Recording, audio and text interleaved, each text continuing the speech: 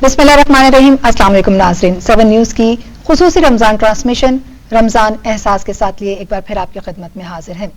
यूं तो रमज़ान की बात करें तो इट्सल्फ वो महीना है कि जिसमें रहमतें अपने मुकम्मल नज़ूल के साथ हर घर पर उतर रही होती हैं, लेकिन जुमातुल मुबारक का दिन हो तो यकीनन वो रहमतें दोबाला हो जाती हैं। सिर्फ उन रहमतों के नज़ूल का फ़ायदा उठाने वाला, उनसे मुस्तफ़ीद होने वाला शख्स होना चाहिए।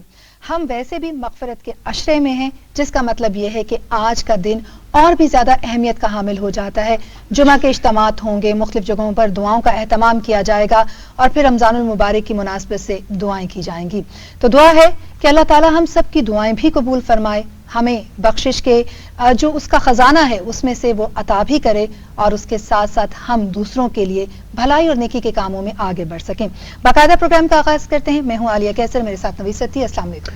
वालेकुम सलाम। बिल्कुल आलिया, जो आपने बात की, इस वक्त हम ये देख रहे हैं कि हमारे यहाँ रमज़ान का जो दूसरा अशरा अभी क्लोजिंग को जा रहा है, तो हम देख रहे हैं कि अब रश भी बढ़ता हुआ नजर आ रहा है। हमारे यहाँ जो सोशल वर्कर्स हैं, जितने भी इदारे हैं, वो भी अपने काम में इस वक्त तेज़ी में है। जितनी भी यानी असल जो मकसद है वो एहसास का है, और इस वक्त जो भी इदारे या जो इंसान एहसास रखते हैं, डेफिनेटली वो इस वक्त मुख्तलिफ तरीक़ों से पूरे पाकिस्तान में हम देख रहे हैं कि वो फैले हुए हैं। वो यतीम बच्चों का मामला हो, गुज़िश्ता रोज़ ही हमने देखा कि वर्ल्ड आर्फन डे मनाया गया और उसमें उन बच्चों को यानी प्रेसिडेंट हाउस में वो बच्चे मेहमान खुसूसी तौर पर वहाँ पे मौजूद थे। इसी तरह कल हम भी, हमारे दरमियान भी बच्चे थे और क्योंकि किन्जा उनके दरमियान मौजूद भी थी और बड़े अच्छी गुफ्तगू भी हमने देखने को मिली कि बच्चे जो है वो जो तिलावत, नात और फिर इस तरीके से अफ्तार भी यहाँ पर हमने देखने को मिला। तो अब क्योंकि ये देख रहे हैं कि दूसरा अशरा क्लोजिंग की तरफ जा रहा है, तो राशन की तरफ हम देख रहे हैं कि बहुत ही बड़ी बड़ी तंजीमें जो हैं वो लोगों को घर घर तक राशन पहुँचा रही हैं। साथ साथ ईद की शॉपिंग के हवाले से बात करें तो वहाँ पर भी हमें एहसास नज़र आ रहा है, बहुत से लोगों की ख्वाहिश है, कोशिश ज़रूर है, क्योंकि इस वक्त मुल्क की मईशत को जो दरपेश चैलेंजेस हैं, इसके साथ साथ इन्फ्लेशन जो है डेफिनेटली वो बहुत सी चीज़ों में रुकावट डालने की ज़रूर कोशिश कर रही है। लेकिन फिर भी हम देख रहे हैं कि ऐसे हमारे यहाँ मुल्क में फिलंथ्रॉपिस्ट मौजूद हैं, इदारे मौजूद हैं जो बढ़ चढ़ कर कोशिश कर रहे हैं कि तमाम जो बच्चे हैं, जो बुज़ुर्ग हैं, ऐसे गरीब या नादार लोग हैं, वो इस रमज़ान में या रमज़ान मुबारक में हो या ईद हो, उनकी खुशियों में किसी किस्म की जो है वो कमी ना आए, वो उसमें शामिल हो रहे हैं। बिल्कुल बाकायदा हम प्रोग्राम का आगाज़ भी करते हैं। अगर मैं आज की जो हमारे मेहमान हैं, क्योंकि हमारी कोशिश होती है कि तमाम सेक्टर से लोग आएँ, तमाम स्टेक होल्डर्स आएँ। जैसे कि कहा जाता है कि डेफिनेटली रोज़े का तल्लुक़ तो अल्लाह ताला से है, लेकिन उसका जो असल मामला है वो है हुकूकुल इबाद। यानी हम इबादत तो करते हैं, लेकिन 90% जो है वो आपकी सोशलाइजेशन कैसी होती है, आप बाहर निकलते हैं, आपका बिहेवियर कैसा होता है, आप सड़क पर कैसे होते हैं, आप लोगों के साथ मामलात में कैसे होते हैं, तो ये चीज़ें बड़ी मैटर करती हैं। और इस वक्त क्योंकि हम ये देख रहे हैं कि सोशल सेक्टर में हमारे यहाँ बड़ी बड़ी NGOs, बड़े बड़े इदारे, फिलंथ्रॉपिस्ट जो मौजूद होते हैं। मैं अगर तारफ़ कराता चलूँ, हमारे साथ जो दाएं जाने मौजूद हैं डॉक्टर खलील अहमद खान, किसी की तारफ़ के मोहताज नहीं है। वो डायरेक्टर हैं, कंट्री हेड हैं CDRS के, और इसके साथ साथ बहुत मुतअद्दिद जो है तंजीमों में इन्होंने काम किया है। डॉक्टर साहब बहुत शुक्रिया आपका। इनके साथ ही तशरीफ़ रखते हैं आसिम अयूब, जो कि पंजाब पुलिस में है, हमारे आज से ट्रांसमिशन का हिस्सा बने, और इनसे हम नात की सादत हासिल करेंगे। और साथ ही हमारे साथ मौजूद हैं मतीउर रहमान साहब, इनसे हम तिलावत की सादत हासिल करेंगे। और अगर मैं बाकी मेहमानों की बात करूं तो हमारे साथ शाइस्ता खान हैं, जो आजकल ख़वातीन, क्योंकि हम देखते हैं कि हाफ ऑफ द पॉपुलेशन हमारी ख़वातीन की है, और ख़वातीन किसी भी शोबे में जब वो अपना काम सरंजाम देती हैं, डेफिनेटली रोल मॉडल होती हैं, और ये भी हम समझते हैं कि रोल मॉडल हैं। और जिस तरीके से ये सोशल वर्क कर रही हैं, इनकी तफसीलन तो हम गुफ्तगू बाद में करेंगे। बहुत शुक्रिया आपका, आप तशरीफ़ आई। डॉक्टर मुश्ताक, रोज़े और डॉक्टर का बड़ा अहम रोल होता है किसी भी मामले में। आप देखते हैं जब भी हम रोज़ाना देखते हैं, कल बच्चों के बड़े सवालात थे, आए रोज़ इवन डॉक्टर्स जब यहाँ से उठते हैं तो हमारे अपने जो मेहमान जो हैं वो भी उनके गिर्द हो जाते हैं। बताएं कि हमारे यहाँ आजकल रमज़ान में और मुख्तलिफ तरह की जो बीमारियाँ हैं, उसमें डॉक्टर्स अगर अच्छे तरीके से गाइड करेंगे तो डेफिनेटली बहुत से बीमार जो लोग होते हैं या जो उनको अगर किसी दरपेश को चैलेंजेस होते हैं तो उसको कैसे देखते हैं। डॉक्टर साहब बहुत शुक्रिया आपका भी। और हमारे साथ मौजूद हैं वंस अगेन मोहम्मद अल खयाम, ये भी एक सोशल वर्कर हैं और यतीमों के लिए ये काम कर रहे हैं, और स्पेशली आउट ऑफ स्कूल बच्चों के लिए काम कर रहे हैं। तो ये लोग हमारे इस ट्रांसमिशन का जो है वो गुलदस्ता होते हैं। और सबसे बढ़कर प्रोफेसर मुफ्ती तारिक सदीकी साहब अभी हमें ज्वाइन कर रहे हैं, और क्योंकि ज़ाहिर है ये आलम दीन کا ہونا، اور سب سے اہم یہ ہے کہ آج جو عشرہ چل رہا ہے، مغفرت کا عشرہ چل رہا ہے، اور یتیموں کے حوالے سے بہت سے ایسے معاملات ہوتے ہیں جو سمجھتے ہیں کہ مفتی صاحب ہی اس کا جواب دے سکتے ہیں. سب سے پہلے باقاعدہ طور پر آغاز کرتے ہیں، اور ہمارے ساتھ موجود ہیں متی الرحمان صاحب. تلاوت کی سعادت ان سے حاصل کرتے ہیں اور اس کے بعد باقاعدہ پروگرام کا آغاز کرتے ہیں.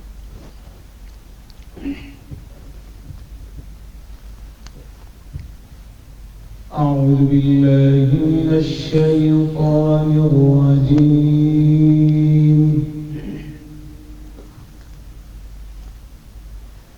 بسم الله الرحمن الرحيم. سبحان الله. يا أيها الناس اتقوا ربكم واخشوا يوما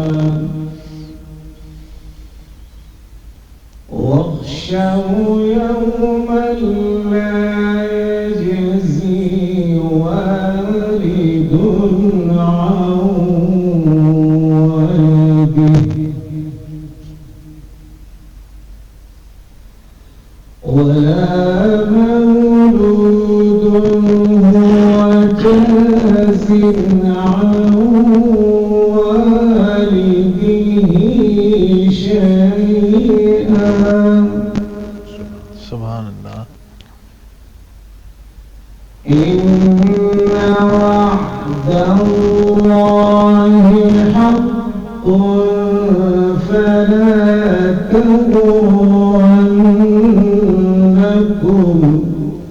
سبحان الله. سبحان الله.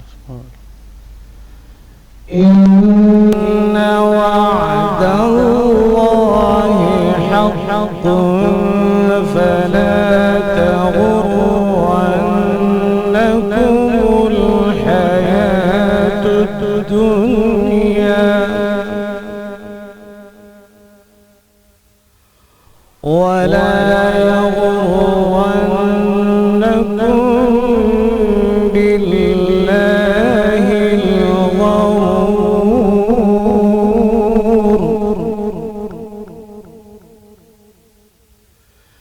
إن الله عنده علم الساعة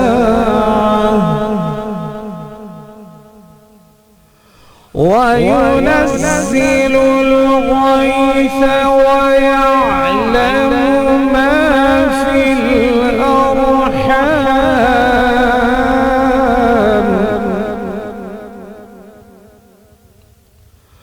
وما كنت تدري نفس ماذا تكسب غدا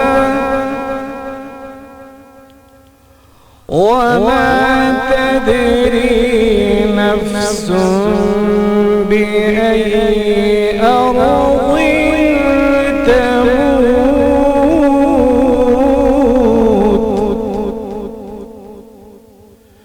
إن الله عليم خبير.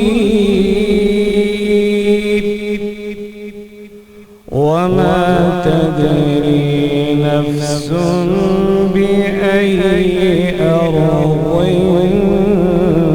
تموت.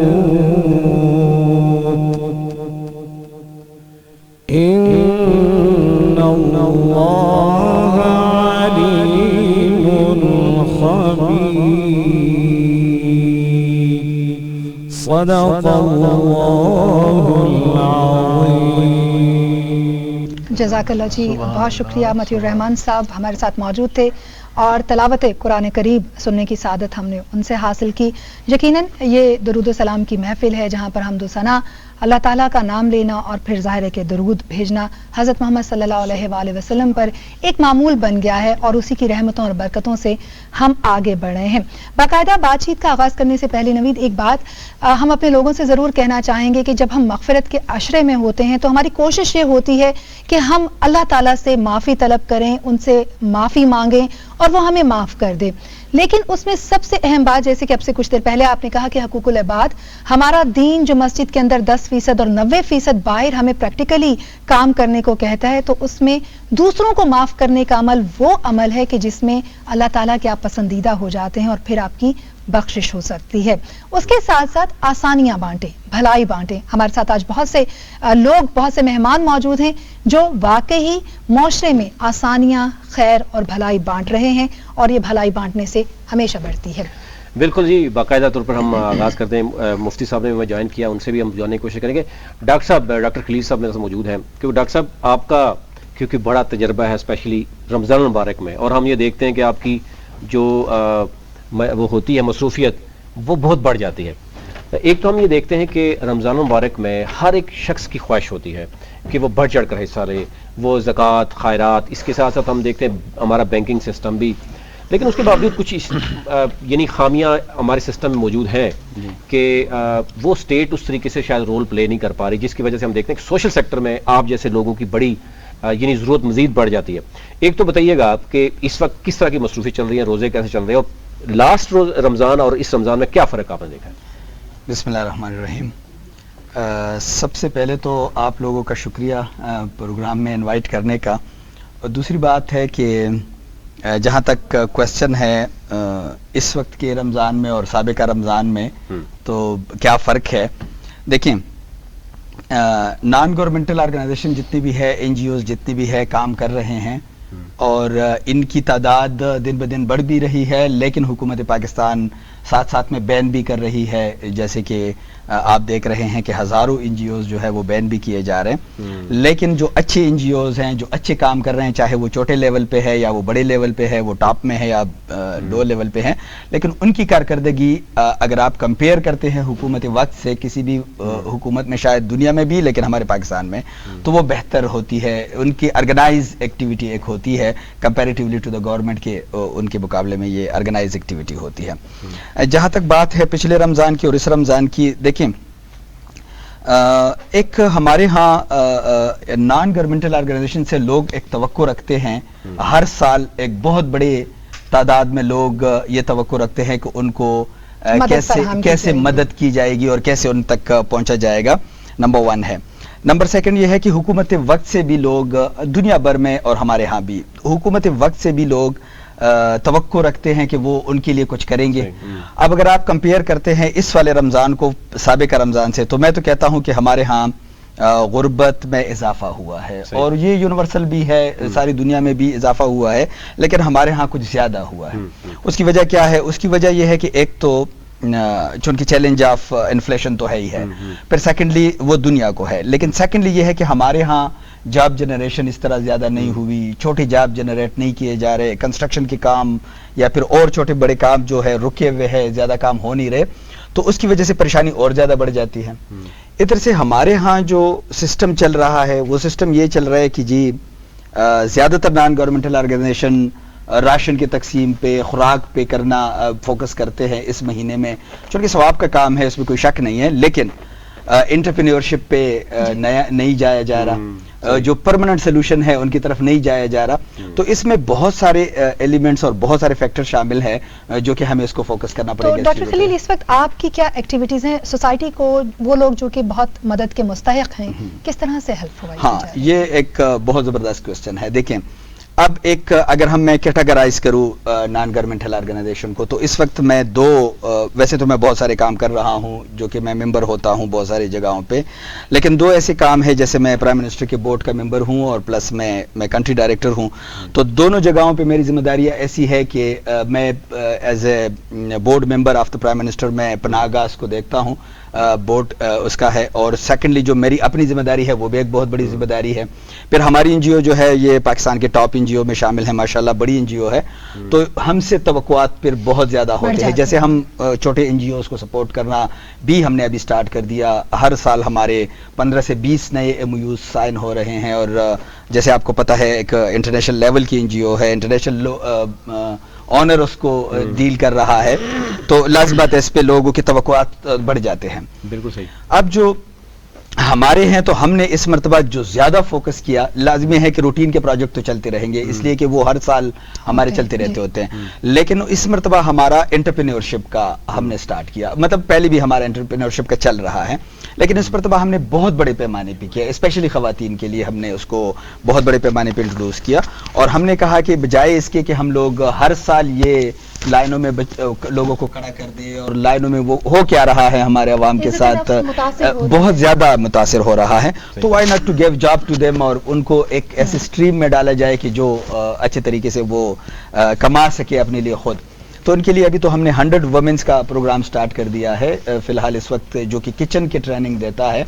अच्छा, उसमें जो सबसे बड़ा चैलेंज था, मैं इसको ऐड करके फिर मैं यहाँ पे आपको बाकी आप उस पर बात कर सकते हैं, लेकिन जो उसमें सबसे ज़रूरी बात जो कंपैरेटिवली टू अदर रमज़ान या फिर विदाउट रमज़ान भी जो हम कर रहे थे, एंटरप्रेन्योरशिप में प्रॉब्लम ये होता है कि जब आप एंटरप्रेन्योरशिप स्टार्ट तो करवा देते हैं, उनको ट्रेनिंग भी करवा देते हैं, लेकिन जो प्रोडक्शन वो बनाते हैं, जो भी काम है, किचन का है, वो सिलाई कढ़ाई का है या जो भी है, सस्टेन करना उसको, एक तो सस्टेन करना, दूसरा ये है कि वो जब बनाते हैं कोई चीज ना, वो सेल नहीं कर सकते, वो सेल नीड मार्केटिंग, मतलब उसकी मार्केटिंग का भी एक अलग फन है, एक अलग दुनिया है, फिर कैसे कम्पीट करते हैं, मार्केट में कंपैरेटिव हमें सस्ता होगा तो उसको भी देखना पड़ता है। तो फिर उस पे हमने इस मरतबा ये किया कि हमने उनको कहा कि जो लोग हमसे ट्रेनिंग लेंगे इस वक्त, तो वो जो प्रोडक्ट घर पे बनाएंगे, अगर वो हमारे मेयार पे हाइजीनिक फूड बनाते हैं, तो हम ही उनसे परचेज करेंगे। क्या बात है, तो हम परचेज करेंगे और उसको इंशाल्लाह हम सेल डाउन करेंगे। बिल्कुल डॉक्टर साहब, आपकी तरफ आएंगे।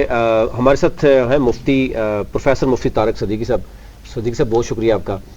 पहला अशरा हमने रहमत का देखा, और कोशिश ज़रा हर इंसान की, हर मुसलमान की होती है कि ज़्यादा से ज़्यादा जो है वो रहमतें समेटें। अब मगफिरत का अशरा अब आलमोस्ट जो है वो भी क्लोज होने वाला जा रहा है, और फिर आखिरी अशरे की तरफ बढ़ भी रहे। क्या कहेंगे? गुज़िश्ता रोज़ हमने देखा कि यतीमों के हवाले से हमने प्रेसिडेंट ऑफिस में भी बनाया, यहाँ पर भी हमारे साथ भी बहुत से बच्चे थे जो शाइनिंग स्टार कहलाते हैं। तो खुसूसी तौर पर हम अगर देखें दूसरे अशरे के हवाले से, और इस वक्त पाकिस्तान में जो हालात हैं वो आप समझते हैं, क्या करना चाहिए बीइंग मुस्लिम और पाकिस्तानी हवाले होने के हवाले से? जो हमारे घरों में ख़वातीन हैं उनको क्या रोल प्ले करना होगा, बच्चों को, बड़ों को, तमाम मुकातिफ़ के लोगों को? बिस्मिल्लाहिर्रहमानिर्रहीम, नहमदुहु व नुसल्ली व नुसल्लिमु अला रसूलिल करीम, अम्मा बाद। बिस्मिल्लाहिर्रहमानिर्रहीम। नवीद भाई, आपकी पूरी टीम का बहुत शुक्रिया, 7 न्यूज़ का बहुत शुक्रिया कि इस अज़ीम शान और वो मुक़द्दस महीना है कि वो मुबारक सातें हैं, वो मकबूल घड़ियाँ हैं कि जिन घड़ियों में सांस लेना भी सवाब है। हम कुछ भी न करें, सिर्फ इन घड़ियों में सांस लेते रहें तो भी सवाब मिलता रहता है। इन मुक़द्दस घड़ियों में अल्लाह करीम ने हमें वो मुक़द्दस महीना अता फरमाया है। यकीन जानिए, अगर हम सब इसके कदर व मंज़िल को पहचान लें तो इंसान दुआ करे कि काश पूरा साल ही रमज़ान का महीना होता। देखें, मेरे करीम आका सल्लल्लाहु अलैहि वसल्लम दुआ फरमाया करते थे, अल्लाहुम्मा बारिक लना शोबान व बारिक लना रजब, बरकत की, रजब की और शुबान की बरकत के लिए दुआ, और दुआ किया करते थे मालिक हमें रमज़ान तक मोहलत दे दे, यानी हमें ये मोहलत दे दे कि हम रमज़ान के महीने तक पहुँच जाएँ। मैं आपके सवाल की तरफ आ रहा हूँ नवीद भाई। देखें, ये हमारे यहाँ होता है ना कि गरीब है, यतीम है, उसको लोग मुंह नहीं लगाते, लोग उसको सलाम तक नहीं करते, लेकिन आए मैं आपको लेके चलता हूँ मुस्तफ़ा करीम की बारगाह में। ईद के दिन है, करीम आका सल्लल्लाहु अलैहि वसल्लम अपने काशाना नबुव्वत से निकलते हैं और सरकार ने देखा कि यतीम बच्चा रो रहा है। मेरे करीम आका ईद के लिए जा रहे थे, सरकार ईद की तरफ नहीं गए बल्कि वापस आगे उस बच्चे को साथ दिया, घर के अंदर आ जाते हैं। सरकार ने जनाब सैयदा ज़हरा पाक को फरमाया, ए फातिमा, इस बच्चे को नहलाया जाए, जो अच्छे कपड़े पड़े हैं हसन के या हुसैन के, वो अच्छे कपड़े दिए जाएं। जब अच्छे कपड़े मिल गए वो खुश हो गया, अर्ज करता है, अल्लाह के रसूल, मुझे अच्छे कपड़े मिल गए, मैं साफ सुथरा भी हो गया हूँ, लेकिन या रसूल अल्लाह सल्लल्लाहु अलैहि वसल्लम, मुझे वालिदैन तो नहीं मिले। मेरे करीम आका ने फरमाया, क्या ये अच्छा है, आज के बाद फातिमा तो ज़हरा तेरी बहन लगे, अच्छा तो सिद्दीक़ा तेरी माँ लगे, और मोहम्मद अरबी तेरा बाप लगे। ये सबक मुझे और आपको रहमत कौनैन की बारगाह से मिला है कि सरकार की बारगाह में जब गरीब साहबा, वहाँ सोएब भी बैठे हैं, वहाँ बकर सिद्दीक़ बैठे हैं, वहाँ हबश कराने वाला बिलाल ही बैठा है। जब कुफार मक्का, सरदारान मक्का मुस्तफ़ा करीम की बारगाह में आए ना کہ ہم اسلام لانے کے لیے تیار ہیں, ہم اسلام قبول کرنا چاہتے ہیں, لیکن یہ جو آپ کی بارگاہ میں غریب بیٹھے ہیں ان کو اٹھا دیں, پھر آپ کی بارگاہ میں آ جائیں گے. اللہ کریم نے فرمایا جبرائیل جائیں میرے یار کے پاس, جو آپ کی بارگاہ میں بیٹھے ہیں نا یہ رب کے ہاں بڑی عزت والے ہیں. اللہ کے ہاں یہ دیکھا ہی نہیں جاتا کہ ہم مال و دولت کتنا ہے, اللہ کے ہاں تقوی دیکھا جاتا ہے, کس محبت اور خلوص کے ساتھ انسان کام کر رہا ہے. تو میں عرض کر رہا تھا کہ یہ جو مقدس مہینہ رب نے ہمیں عطا فرمایا ہے نا, یہ وہ مقدس مہینہ ہے کہ ہم رب العالمین کی بارگاہ میں جب آ کے جھکتے ہیں نا, آپ دیکھیں دنیا کا قاعدہ اور قانون یہ ہے, جیسے ڈاکٹر صاحب فرما رہے تھے کہ اگر انسان ساری زندگی بھی اچھے کام کرتا رہے نا, آپ کسی محکمے کے اندر ہوتے ہیں, کسی ادارے کے اندر ہوتے ہیں, اور آپ سے چھوٹی سی مسٹیک ہو جائے نا وہ ادارے سے نکال دیا جاتا ہے. یہ نہیں دیکھا جاتا کہ ساری زندگی اس نے اچھائیاں کی ہیں, ایک مسٹیک ہو جائے نکال دیا جاتا ہے. اللہ کریم کی بارگاہ وہ ہے اگر ساری زندگی گناہ کرتا رہا ہے, بس ایک بار آ کے کرتا ہے کہ یار رب, آواز آتی ہے بندے میرے بندے بول صحیح, چاہتا کیا ہے. بالکل صحیح. میرے کریم نبی کی بارگاہ میں ایک شخص لایا جاتا ہے اللہ کے رسول صلی اللہ علیہ وسلم کی بارگاہ میں کہ یہ اپنی والدہ کا نافرمان ہے. میرے کریم آقا نے حکم دیا نوید بھائی کہ لکڑیاں جمع کی جائیں. اب لکڑیاں جمع ہو گئیں, لکڑیوں کو آگ جلائی گئی, اور میرے نبی نے فرمایا کہ وہ جو اپنی والدہ کا نافرمان ہے نا اس کو میری بارگاہ میں لے کے آؤ. میرے سرکار نے فرمایا اس کو اٹھاؤ اور آگ کے اندر پھینک دو. جب اس ماں نے دیکھا نا یہ منظر تو ماں کی چیخ نکل گئی. اللہ کے رسول مجھے بڑا تنگ کرتا تھا, بڑا ستاتا تھا, لیکن آقا میں یہ تو برداشت نہیں کر سکتی کہ میرا بیٹا اور آگ کے اندر چلا جائے. میرے نبی نے فرمایا صحابہ یہ دیکھا ہے منظر؟ جی اللہ کے رسول دیکھا ہے. میرے نبی نے فرمایا صحابہ کیا دیکھا ہے؟ کہ اللہ کے رسول یہ دیکھا ہے کہ ایک ماں کا پیار ہے اور وہ ماں یہ گوارا نہیں کر سکتی, اللہ کہ وہ ساری زندگی یہ ستاتا رہے ماں کو, لیکن ماں گوارا نہیں کرتی کہ میرا بیٹا آگ کے اندر چلا جائے. میرے نبی نے فرمایا صحابہ یہ ایک ماں کا پیار ہے, اللہ 70 ماؤں سے بڑھ کر اپنے بندے سے پیار کرتا ہے. بالکل مفتی صاحب دوبارہ ہم اس طرف آئیں گے, اور ہم اس وقت دیکھ رہے ہیں کہ بڑھ چڑھ کے ہر ایک کی خواہش یہ ہے کہ مغفرت کے عشرے میں, اور ڈیفینیٹلی ہم یہ دیکھ رہے ہیں کہ یہ ایک ایسا ماہ ہے جس میں مشق کی جاتی ہے, اور اس کا ہمیں فائدہ باقی 11 ماہ میں ہونا چاہیے. لیکن کچھ چیزیں ایسی ہیں کہ شاید ہم اس ماہ میں تو بڑھ چڑھ کر حصہ لیتے ہیں, لیکن باقی 11 ماہ میں ہمیں کیوں پیچھے ہیں, اس پہ ہم بات کریں گے. میں جاؤں گا الخیام آپ سب کی طرف کہ کل کیونکہ ہم یہ دیکھ رہے ہیں کہ گزشتہ روز یتیموں کا عالمی دن میں منایا گیا. آپ آؤٹ آف سکول بچوں کی بات کر رہے ہیں, آؤٹ آف سکول بچوں کے اوپر کام بھی کر رہے ہیں. تھوڑی سی میں چاہ رہا تھا آپ سے جاننے کی کوشش کریں کہ اس وقت پوزیشن کیا ہے پورے پاکستان میں آؤٹ آف سکول بچوں کی, اور اسپیشلی جو آپ بات کر رہے ہیں راولپنڈی اسلام آباد وہاں پہ پوزیشن کیا ہے. پھر میں جاؤں گا عاصم ایوب صاحب کی طرف, نعت کی طرف جائیں گے, پھر ہم بریک کی طرف جائیں گے. پہلے ذرا بتائیے گا کہ اس وقت پوزیشن کیا ہے. بسم اللہ الرحمن الرحیم. بہت شکریہ روی صاحب انوائٹ کرنے کا 7 نیوز کے ہمیں آپ کا بھی. آؤٹ آف اسکول چلڈرن پچھلے جو 5 سال کا ڈاٹا ایک شو کر رہا ہے کہ پاکستان میں تقریباً 2.5 کروڑ بچہ جو ہے وہ اسکول نہیں جا رہا, جس کی عمر 6 سے 15 سال ہے. اور اب پاکستان میں جو ریسنٹ فلڈ آیا ہے اس سے یہی جو برد و شمار ہے وہ تقریباً 3.5 کروڑ سے 4 کروڑ پہ چلا گیا ہے کہ یہ بچے جو ہیں وہ اس فلڈ کی وجہ سے آؤٹ آف اسکول ہیں اور اسکول نہیں جا پا رہے. مینلی پاکستان کے اندر جو کہہ لیں کہ جو 80 to 90% ریزن ہے ایک بچے کے اسکول نہ جانے کی, وہ اس کی پاورٹی ہے, وہ غربت ہے, وہ پیرنٹس کا فی افورڈ نہ کرنا ہے, اور پھر گورنمنٹ کے جو انسٹیٹیوٹ ہیں اس کے اندر اتنی کیپیسٹی نہیں ہے, پھر وہ کوالٹی ایجوکیشن کا بھی چیلنج ہے, اور پھر یہ عمر بچوں کی عمر بڑی ہو جاتی ہے کہ یہ اسکول نہیں جا پاتے اور ان کو اس کلاس میں ایڈمیشن نہیں ملتا جس کلاس کی ایلیجبل ہوتے ہیں. کیونکہ ایک بچہ جس کی عمر 8 سال ہوگی ہے, 7 سال ہوگی ہے, 9 سال ہوگی ہے, وہ ایک پری پرائمری میں کبھی بھی ایڈمیشن نہ پرائیویٹ اسکول داخل کرتا ہے. اس وقت راولپنڈی اسلام آباد کی اگر ہم بات کریں جو ماڈل سٹی ہے یا جو کیپٹل ہے, وہاں پر کتنے بچے آؤٹ آف اسکول ہیں؟ اسلام آباد کا ریسنٹ جو ایک بسپ نے سروے کیا 3 ایئرز بیک, انہوں نے ایک ڈاٹا پروڈیوس کیا. انہوں نے کہا ہے کہ تقریباً 60,000 بچے ہیں صرف کیپٹل کے اندر جو ہیں وہ آؤٹ آف اسکول ہیں, جو اسکول نہیں جا رہے. تو کتنے بچوں کو آپ اس وقت دیکھ رہے ہیں اور کس طرح کی ایجوکیشن ان کو پرووائڈ کی جا رہی ہے, کیا بندوبست ہے ان کے لیے, کیا انتظامات کیے گئے ہیں؟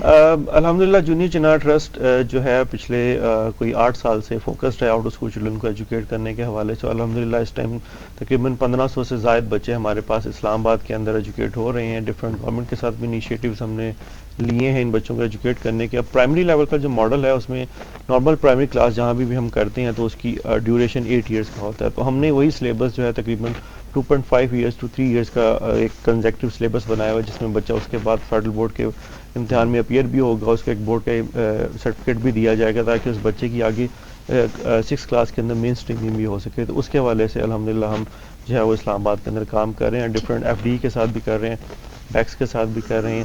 اور مساجد کے اندر ہم نے ایک نیا جو پروجیکٹ شروع کیا ہے کہ مسجد جو ہے وہ ہمیشہ مسلم امہ کا ایک جو ہے وہ پہلی درسگاہ ہے. بالکل. تو یہ ہے کہ مسجد کا آج کا جو ایک المیہ بن چکا ہے انفارچونیٹلی وہ یہ ہے کہ نماز ہوتی ہے اس کے بعد تالا لگ جاتا ہے. تو ہم کہتے ہیں کہ جو مسجد کے اندر اگر جگہ اویلیبل ہے تو اس کو دوبارہ سے ایک مسلم امہ کے لیے کمیونٹی سینٹر بنایا جائے. تو اسی ایک جو اور ماشاءاللہ مساجد ہمارے جگہ ہر گلی کونے میں موجود ہیں. تو ہم نے کہا کہ مسجد کے اندر صبح 8 سے 12 کی ایک کلاس رن کی جائے, انہی بچوں کو پڑھایا جائے, اسی کمیونٹی سے لیا جائے تاکہ ان کو ایکسیس کا بھی چیلنج نہ آئے. تو الحمدللہ اس ٹائم تقریباً 3 مساجد کے اندر اور 2 مدارس کے اندر بھی ہم نے پروجیکٹ شروع کر دیے ہیں ان بچوں کو ایجوکیٹ کرنے. بہت اچھی بات ہے. ڈاکٹر مشتاق بھی میرے سے موجود ہیں کیونکہ وہ ڈاکٹر بھی ہیں, روزے کا ڈاکٹر سے بڑے تعلق ہوتا ہے. پھر یہ گلگت بلتستان سے ہیں, ان سے بھی جانیں گے. اور شائستہ صاحب ہمارے سے موجود ہے, لیکن میں اس وقت جاؤں گا خیام صاحب کی طرف. خیام ایوب ہمارے سے موجود ہیں, ان سے نعت کی عاصم ایوب ہمارے سے موجود ہیں, نعت کی سعادت حاصل کرتے ہیں. اور اس کے بعد ایک وقفے کی طرف جائیں گے اور پھر ہم بریک کے بعد واپس آئیں گے. گفتگو کا سلسلہ یہاں سے ہم شروع کریں گے. ابھی چلتے ہیں, نعت کی سعادت حاصل کرتے ہیں. عاصم ایوب صاحب ہمارے سے موجود ہیں.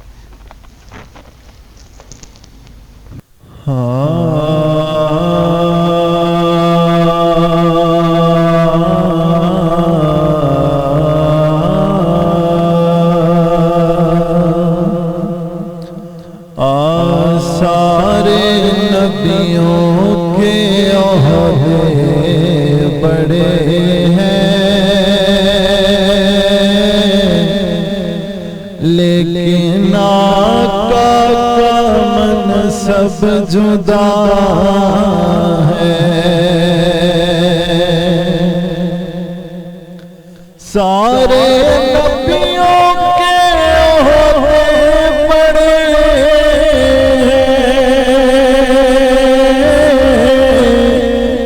پر میرے آقا کا منصب جدا ہے.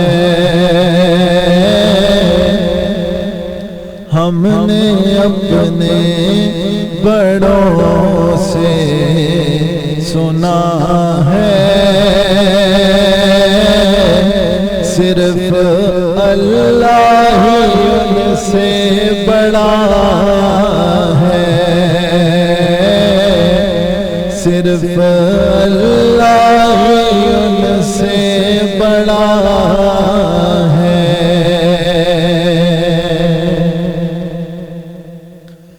نام جنت کا تم نے سنا ہے,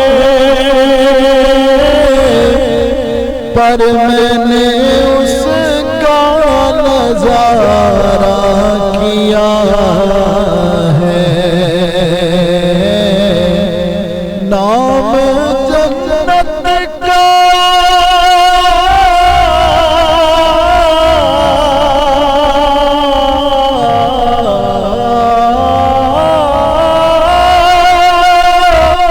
تم نے سنا ہے,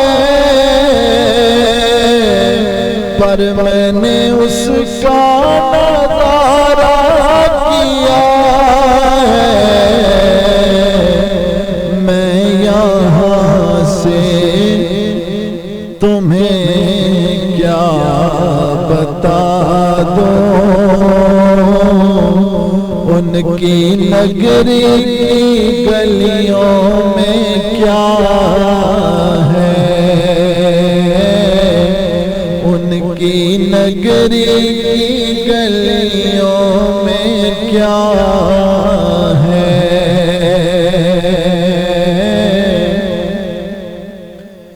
مستقل ان کی چوکھٹ عطا ہو,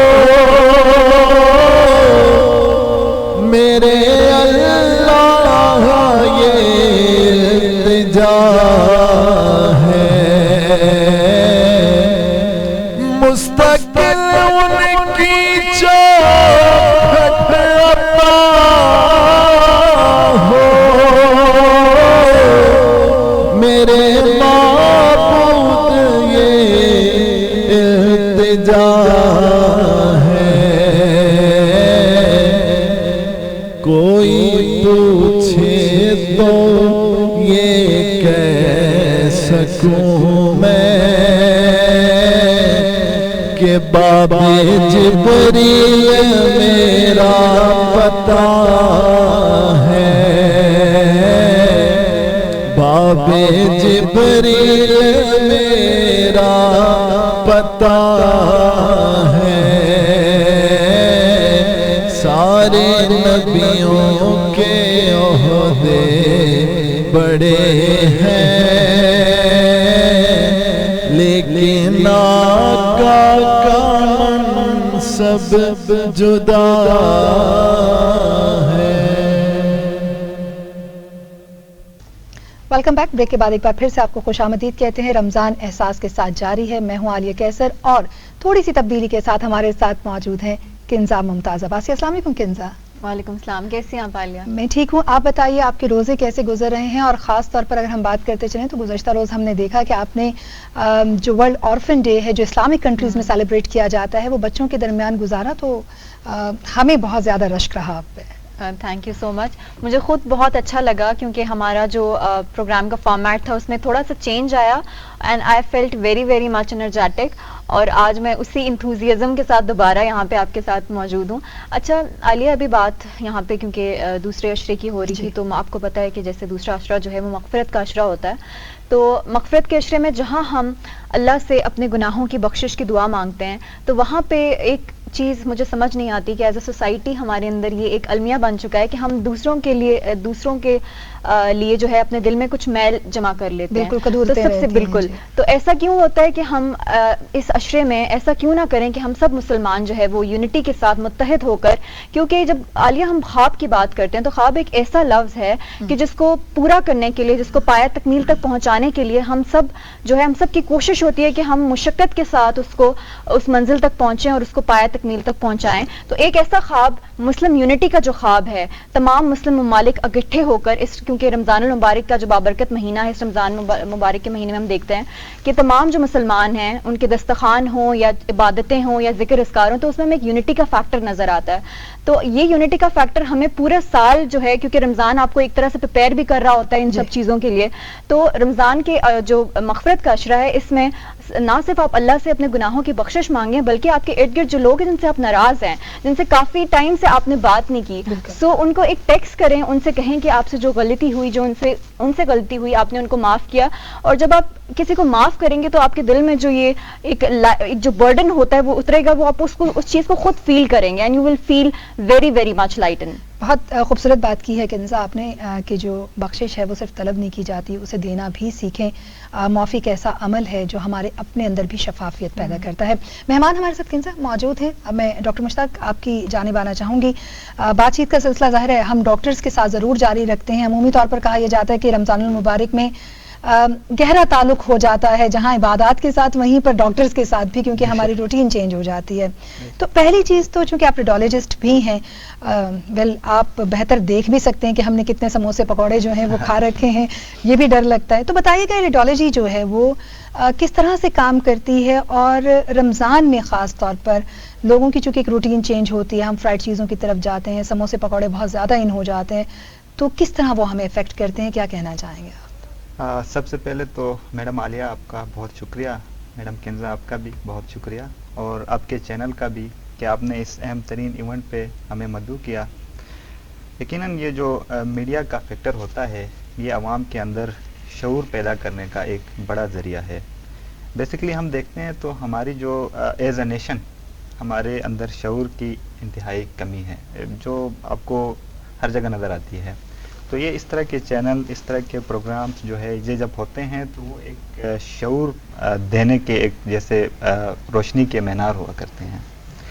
आपने जिक्र किया कि मैं चूँकि शोबे रेडियोलॉजी से ताल्लुक़ रखता हूँ Pakistan institute of medical sciences में। रेडियोलॉजी का शोबा उमूमन इसके बारे में कहा जाता है कि ये तमाम जो मेडिकल के शोबे हैं, तिब के जितने शोबे हैं, इनके दरमियान एक ब्रिज का काम करता है जी। मसलन आप यूरोलॉजी की बात करते हैं, गुर्दा मसाने वाले डॉक्टर, उनके पास जाएंगे, अल्ट्रासाउंड आपको लाजमी लिखेंगे क्योंकि वो अल्ट्रासाउंड के बगैर उनकी फील्ड अधूरी है जी। आप सर्जरी वाले डॉक्टर साहब के पास जाते हैं, उनको आपकी अंदरूनी कैफियत देखनी हो, वो अल्ट्रासाउंड जरूर लिखेंगे मर्ज की तशखीस में तशखीस के लिए। ऐसा जो शोबा है मेडिसिन का, तिब का, جو ریڈیالوجی سے ڈائریکٹ لنک نہ ہو، میں نے ابھی تک میری نالج میں نہیں آیا. تو کہنے کا مطلب یہ ہے کہ یہ ایک ڈائگنوسٹک ٹول ہے. ہم ڈائریکٹ پیشنٹ نہیں دیکھتے، لیکن جو دیکھنے والے ڈاکٹر صاحبان ہیں ان کو اسسٹ کرتے ہیں. مثلا ہماری فیلڈ میں الٹرا ساؤنڈ آتا ہے، ایکس ریز آتے ہیں، سی ٹی اسکین آتا ہے، ایم آر آئی آتا ہے اور فلوروسکوپک اسٹڈیز آتی ہیں. ان تمام جو ڈائگنوسٹک ٹیسٹ وغیرہ ہیں ان کو آپ اگر نکال دیں طب کی اس فیلڈ سے، تو پھر پیچھے صرف کلینکل نالج یا کوئی عطائی ڈاکٹرز یا کوئی جو نان ڈائگنوسٹک ٹول کے ساتھ، جیسے وہ مشاہداتی علم جو کسی پرانے زمانے میں ہوا کرتا تھا، لوگ ایک پیشنٹ کو دیکھتے تھے، اس میں جو چیز انہوں نے اس کو اپلائی کی جو میڈیسن، وہ اسی طرح ایک چلتا پھرتا پھر آگے نکل جاتا تھا. ڈائگنوسس پراپرلی نہیں بنتا تھا. لیکن چونکہ اب جو ہے ریڈیالوجی کی فیلڈ میں ایڈوانسمنٹ آئی ہے، تو اب باقی سارے مرض، بہت سارے ایسے بیماریاں ہیں جو پہلے تشخیص ہی نہیں ہو پاتی تھی، کیونکہ ہمارے پاس سی ٹی اسکین نہیں ہوتا تھا، ایم آر آئی کی سہولت ہاسپٹلس میں ہوتی نہیں تھی. ایم آر آئی تو ایون ابھی بھی بہت سارے ایسے ہاسپٹلز ہیں جہاں پہ نہیں ہے، چونکہ یہ کاسٹلی ہے، ہم لوگ افورڈ نہیں کر سکتے، غریب ملک ہے. تو بہت سارے سینٹر میں، ایون آپ اسلام آباد کی اگر بات کریں تو یہ پولی کلینک ہے، وہاں پہ سی ٹی اسکین کی مشین نہیں ہے، اور وہاں پہ ایم آر آئی کی مشین نہیں ہے. یہ جو بیسک ٹولز ہیں جن کو آپ ڈائگنوسس میں ان کا بڑا رول ہے. تو کہنے کا مطلب یہ ہے کہ ہمارا جو فیلڈ ہے وہ اس طرح کا ہے کہ ہم ہیلپ آؤٹ کرتے ہیں ڈاکٹر. کیسے ہم ڈائگنوسس تک پہنچے ہی نہ، ہیلپ کر لیں اپنے آپ کو، بچیں، پریونشن کریں، کیا کہیں گے اس کے لیے؟ یہ بھی عالیہ ڈاکٹر صاحب سے یہ بھی پوچھیں گے کہ دیکھیں ہمارا یہ ہوتا ہے کہ جب بھی بیماری کی لاسٹ سٹیج آتی ہے تبھی ہم ہاسپٹل جاتے ہیں. مطلب پہلے اگر آپ کو باڈی میں کہیں پین ہوتا ہے تو ہم دیسی ٹوٹکے یا گھر میں ہم نے ڈسپرین یا ایسپرین رکھی ہوئی ہوتی ہے. تو تھوڑا ہمارے ناظرین کو یہ بھی بتائیں، کیونکہ رمضان المبارک میں سحر اور افطار میں ہمارے دسترخوان بھرے ہوئے ہوتے ہیں، اور پہلے سے ہی ہم رمضان سے پہلے ہی اپنے فریج کو لوازمات سے بھر کے رکھ لیتے ہیں. تو تھوڑا اس بارے میں بھی ہمارے ناظرین کو بتائیں. یہ آپ کا کوشچن بہت امپورٹنٹ ہے. ایک ہوتی ہے پی ڈرگس کہتے ہیں، جو کہ وہ دوائیاں ہوتی ہے جو کامن لوگوں کو پتہ ہوتی ہیں، جیسے ڈسپرین ہے، پیناڈول ہے، اور اس طرح کی چھوٹی موٹی دوائیاں جو آپ گھروں میں رکھتے ہیں. یہ ایک طرح سے بہتر بھی ہے، لیکن دوسری طرف سے اس کا نقصان بھی ہے. اب اگر سر درد ہے ہلکا پھلکا، آپ پیناڈول لے لیتے ہیں تو آپ ہاسپٹل کو برڈنائز کرنے سے بچاتے ہیں، وہ ایک بہتر پوائنٹ ہے. لیکن اب آپ جو ہے پیناڈول کے عادی ہو جائیں، آپ درد، بہت زیادہ درد بھی ہوتا ہے، آپ کہتے ہیں کہ بھئی یہ معمولی چیز ہے، پیناڈول کھا لیں گے، تو ہو سکتا ہے کہ انڈر لائن کوئی بہت بڑا کاز ہو ہیڈ ایک کا، تو وہ آپ سے مس ہونے کے بھی چانسز ہوتے ہیں. تو یہ ایک قسم کی دو دھاری تلوار ہے. آپ کو یہ دیکھنا پڑے گا کہ وہ آپ کس حد تک اس کے ساتھ کوپ کرتے ہیں. ہلکا پھلکا درد ہے، ٹھیک ہے، آپ پی ڈرگس لے لیں، کوئی مسئلہ نہیں ہے. لیکن اگر آپ کو مستقل درد ہوتا ہے یا آپ بار بار اس کی شکایت بار بار آپ کو ہو رہی ہے، تو پھر وہ ان آزمائشوں سے آپ کو نہیں اس میں پڑھنا چاہیے، بلکہ کوئی کسی قریبی ہاسپٹل میں کوئی بھی رجسٹرڈ ڈاکٹر ہے، جو پریکٹسنگ ڈاکٹر ہے، کوئی بھی ہو، تو سیلف ڈائگنوسس سے ہمیں آگے بڑھنا چاہیے. کنزا، ہمارے ساتھ شائستہ خان صاحبہ موجود ہیں اور بڑی ایکٹیولی کام کر رہی ہیں اس وقت سوسائٹی میں، اور دیکھا جائے تو خواتین کے لیے بڑا اہم شعبہ ہے. جب وہ نہ اگر سوسائٹی میں کام کریں تو سوسائٹی کس طرح آگے بڑھ سکتی ہے؟ اچھا، بڑی انٹرسٹنگ سی بات ہے شائستہ کے بارے میں عالیہ، کہ یہ ایک کنسٹرکشن کمپنی کے ساتھ کارپوریٹ سیکٹر میں کام کر رہی ہیں. تو ہمارے ہاں عموماً خواتین گھبراتی ہیں کارپوریٹ سیکٹر میں جانے سے. تو شائستہ آپ سے یہ بھی جانیں گے کہ آپ کیونکہ بہت سے جو ہے این جی اوز کے ساتھ ایز اے والنٹیئر بھی کام کر رہی ہیں، specially C D R S کا اگر ہم نام لیتے ہیں، تو یہ کمپلیٹلی دو ڈفرینٹ فیلڈز ہیں. کارپوریٹ سیکٹر ایک الگ فیلڈ ہے، پھر آپ والنٹیئر شپ کی طرف بھی آ گئی. تو کیا کوئی انسپریشن تھی یا آپ کے اندر یہ جو ہے یہ شوق کہاں سے پیدا ہوا؟ بسم اللہ الرحمن الرحیم. سب سے پہلے تو میں آپ سب کا شکریہ ادا کروں گی کہ آپ لوگوں نے مجھے یہاں مدعو کیا. اور جو آپ سوال پوچھ رہی ہیں کہ مجھے کیسے یہ شوق ہوا کہ میں کارپوریٹ سیکٹر سے این جی او کی طرف یا سوشل ورکنگ کی طرف آئی، تو یہ میرا خیال ہے فطری طور پہ اللہ تعالیٰ نے ہر انسان کے اندر رکھا ہوتا ہے کہ وہ دوسروں کی مدد کرے، ان کا خیال کرے. ہم اس احساس کو اپنے اندر دبا دیں وہ ایک الگ بات ہے، لیکن فطری طور پہ اللہ تعالیٰ نے یہ سب کے اندر رکھی ہوتی ہے چیز. بس یہی ایک احساس تھا جو اللہ تعالیٰ نے دیا ہوا تھا. تو اسی سلسلے میں پھر کرتے کرتے کرتے پھر این جی او کی طرف بہت اچھی بات کی آپ نے کہ یہ ایک نیچرل آپ کے اندر انسٹنکٹ ہوتا ہے انسان کے اندر. اچھا شائستہ، آپ سے یہ جانیں گے کہ کیونکہ آپ جو ہے باہر کارپوریٹ سیکٹر کو بھی دیکھ رہی ہوتی ہیں، پھر خواتین کی جو مصروفیات ہیں کچن کی اسپیشلی، وہ رمضان المبارک کے مہینے میں بہت بڑھ جاتی ہیں. سحر کو دیکھ لیں، افطار کو دیکھ لیں، پھر باہر کی بھاگ دوڑ بھی ہوتی ہے. تو کس طرح مینج کرتی ہیں آپ یہ سب؟ بالکل مصروفیات بڑھ جاتی ہیں. جیسے ابھی تھوڑی دیر پہلے آپ نے کہا کہ فریج بھرے ہوتے ہیں رمضان میں، तो वो ख़वातीन के ही काम होते हैं लेकिन ये कि मैनेजेबल होता है, हो जाता, थोड़ा सा सारे डिफरेंट हो जाता है सारा, लेकिन मैनेज हो जाता है। ये बड़ा रहमतों वाला महीना, अल्लाह ताला हर चीज में बरकत डाल देते हैं, वक्त में भी बरकत डाल देते हैं। अगर आप करना चाहें तो सब बिल्कुल कर करना सकते हैं। चाहें तो सब हो जाता है। जो वर्किंग लेडीज होती हैं उनके लिए थोड़ा प्रॉब्लम होता है, लेकिन फिर भी हो जाता है। इस महीने में इबादत का भी ज्यादा करने का रुझान तमाम होता है, तो आप समझती हैं कि बैलेंस किया जा सकता है अगर चाहें तो। डॉक्टर खलील, आपकी तरफ वापस आना चाहूंगी। जैसे किंजा ने भी बात की, शाइस्ता खान साहबा ने भी बात की कि फ्रिज भरे हुए होते हैं, लेकिन हम दूसरे एज पे अगर बात करें तो हमारे पास बहुत बड़ी तादाद में वो फैमिलीज हैं जिनके दस्तरखान भी नहीं भरे हुए, शायद उनकी प्लेट भी सालन से भर नहीं पाती, उनके पास 2 वक्त की रोटी खाना बड़ा मुश्किल इस दौर में माशी तौर पर हो चुका है। तो वहाँ आप जैसे इदारों का किरदार बड़ा अहम हो जाता है। आप क्या समझते हैं किस तरह के चैलेंजेस और कितनी इम्पोर्टेंस है इस तरह की इदारों की, सोसाइटीज़ की, एनजीओज़ की जो काम कर रही हैं? ठीक है, बहुत अच्छा क्वेश्चन है कि मुतवाज़िन तरीके से सारा कुछ नहीं जा रहा, ये बिल्कुल ठीक है। अच्छा, एक तो जो नॉन गवर्नमेंटल की हम बात करते हैं तो इनका ताल्लुक डायरेक्टली गवर्नमेंटल ऑर्गेनाइजेशन के साथ होता है, इसी के उनके अंडर हम रजिस्टर्ड होते हैं। हम उनकी पाबंदियाँ, जैसे कि अगर मेरी ऑर्गेनाइजेशन की बात की जाए तो हम 4 डायमेंशन रजिस्टर्ड ऑर्गेनाइजेशन है, उस पे बाउंड्रीज हम पे इम्प्लीमेंट होती है। लेकिन यहाँ जो प्रॉब्लम है वो तो सबसे पहले जो हमारे लेवल पे है गवर्नमेंट के साइड से, तो वो तो मिस मैनेजमेंट की है, वो तो सब हम लोग मानते हैं कि एक ज़माने से हमारे साथ ही प्रॉब्लम्स है। अब आते हैं एनजीओज़ के रोल पे कि हमारे एनजीओज़ का क्या काम है उसमें और उस पर क्या कारकर्दगी की जा सकती है। देखें, नौजवानों को मैं देखता हूँ, वो आते हैं, जब वो पढ़ रहे होते हैं तो बड़े जज्बाती तौर पे वो आगे आ जाते हैं और वो लोगों की खिदमत शुरू कर देते हैं।